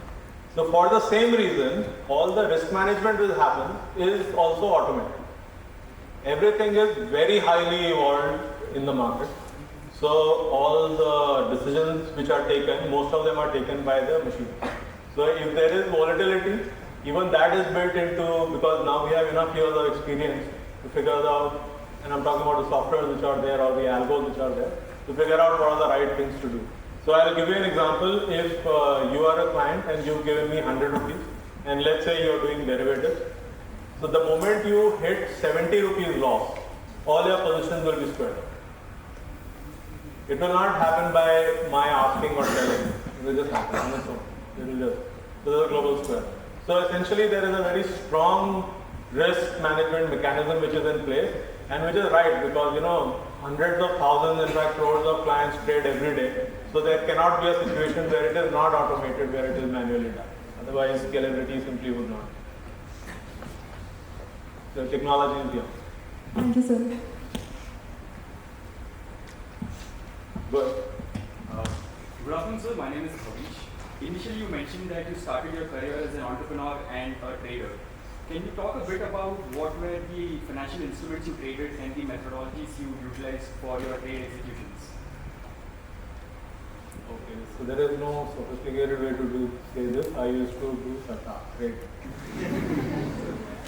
Okay, so I used to buy stocks and sell stocks, and I did very well, thank you. But yeah, it's not something which I would recommend to anybody because it's a high pressure, high risk kind of situation which is there. And a lot of the times when you do well, it is a market which is doing well, and you are actually riding that tailwind, right? And you think you are doing it, which is what happened to me. But I got out on top, so I was lucky.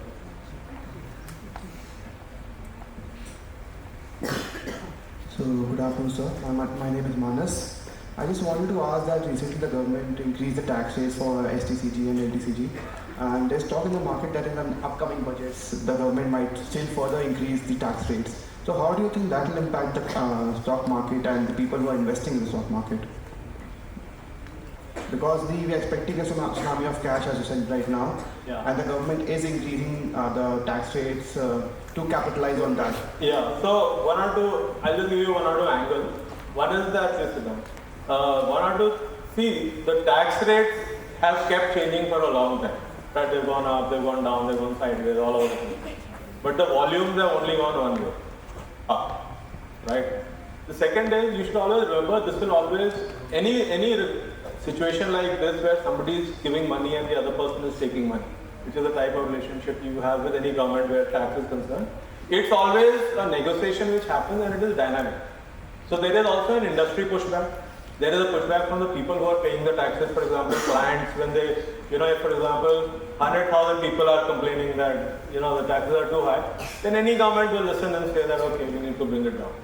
So none of this is fixed, none of this is like written in stone, and it changes, it is dynamic, it moves along the way it should move, right? So it's a self-correcting mechanism, and I would not pay too much attention.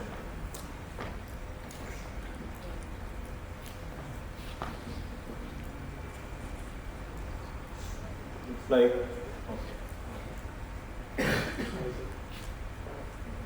yeah, one more question.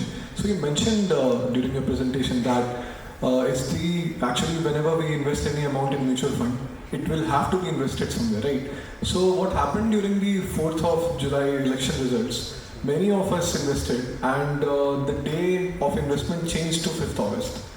And it was also mentioned, and many people complained to SEBI also, but nothing came out of it. So why exactly those kind of scenarios happen in terms of investment part?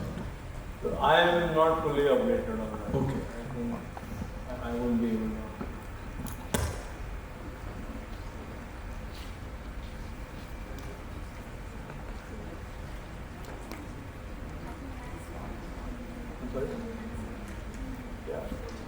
Hello.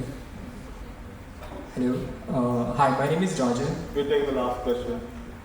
So, a few days back, the international market got hit very badly. It started from Japan, where one of the reasons that was mentioned is that their currency yen got stronger, and because a lot of businesses in Japan deal in abroad, deal in dollars, so they got affected. So, how relevant is that in Indian context? Like, is it a nice thing for us if rupee is getting weaker, or is it not relevant as much? This is a very smart question. Please sit down, right? And this is something which you guys should really get this right? I'll give you a perspective.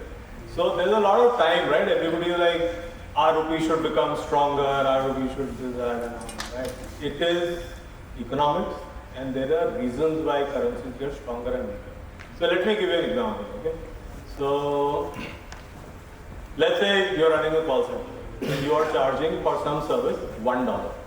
$1 is how many rupees today? 84 rupees, whatever. Okay? Now, you have inflation in the country. So the inflation happens, I'm going to take extreme numbers so that you get an idea about what I'm saying. You have inflation in the country, and so out of this 84 rupees, let us say that you have 75 rupees is your cost and 9 rupees is your profit. Okay? Now, you have inflation, and because of inflation, your cost goes up from 75 to 95. Right? Now you have a loss. Now what will you do? You will call up your client and you will tell him, I will not charge $1, I will charge $1.25, $1.5. Is that clear to everybody? Yes. Right? Why will he pay? So what he will do, he will go to Ireland or Philippines or Bangladesh or Vietnam or some such place, where in $1 only, he is able to get the same service. Because he doesn't care if you have inflation in your country, why should he? So now the problem is that you still have inflation and you still want that business because you need those dollars, right, to buy oil. So what do? So you devalue your currency. You make it, and it's a smart thing to do because you would be a fool to not do that. So you would let it slide from 84 to 100, let's say. Now when it is 100, then you are in profit again. And therefore you can still run your company, you can still hire the people you are hiring, you can basically live to fight for another day, right, by doing that. So this whole talk about, and that's why I said it's a very smart question, the whole talk about a currency only getting stronger is not true. In Japan, the markets tell where the currency is very strong. You know, they have a hard time keeping the currency weak. And you won't believe it, Japan topped out in 1990. Right? I just mentioned to you in the beginning, 1950 to 90 was their Amritkaal. From that time, they've actually been in a recession. 30 years they were in a recession. And their currency just won't become weak. And they were having a heck of a time. Trying to keep it weak, you know, they would keep selling yen themselves and all, and then of course there's a time where you overstep the limits, etc. But, you know, this currency thing, it's a very sensitive thing. It depends on a lot of the real business factors which make an impact on the way the company is doing and the economy is doing. And therefore, it's not about being strong currency or weak currency, it's about being the right currency for that period in that situation. So, I have a hint here to wrap up. So that's where we are. But thank you very much. I think a lot of interesting questions, a lot of obviously intelligent people here. Hopefully we'll have more interactions like this in the future as well. Thank you.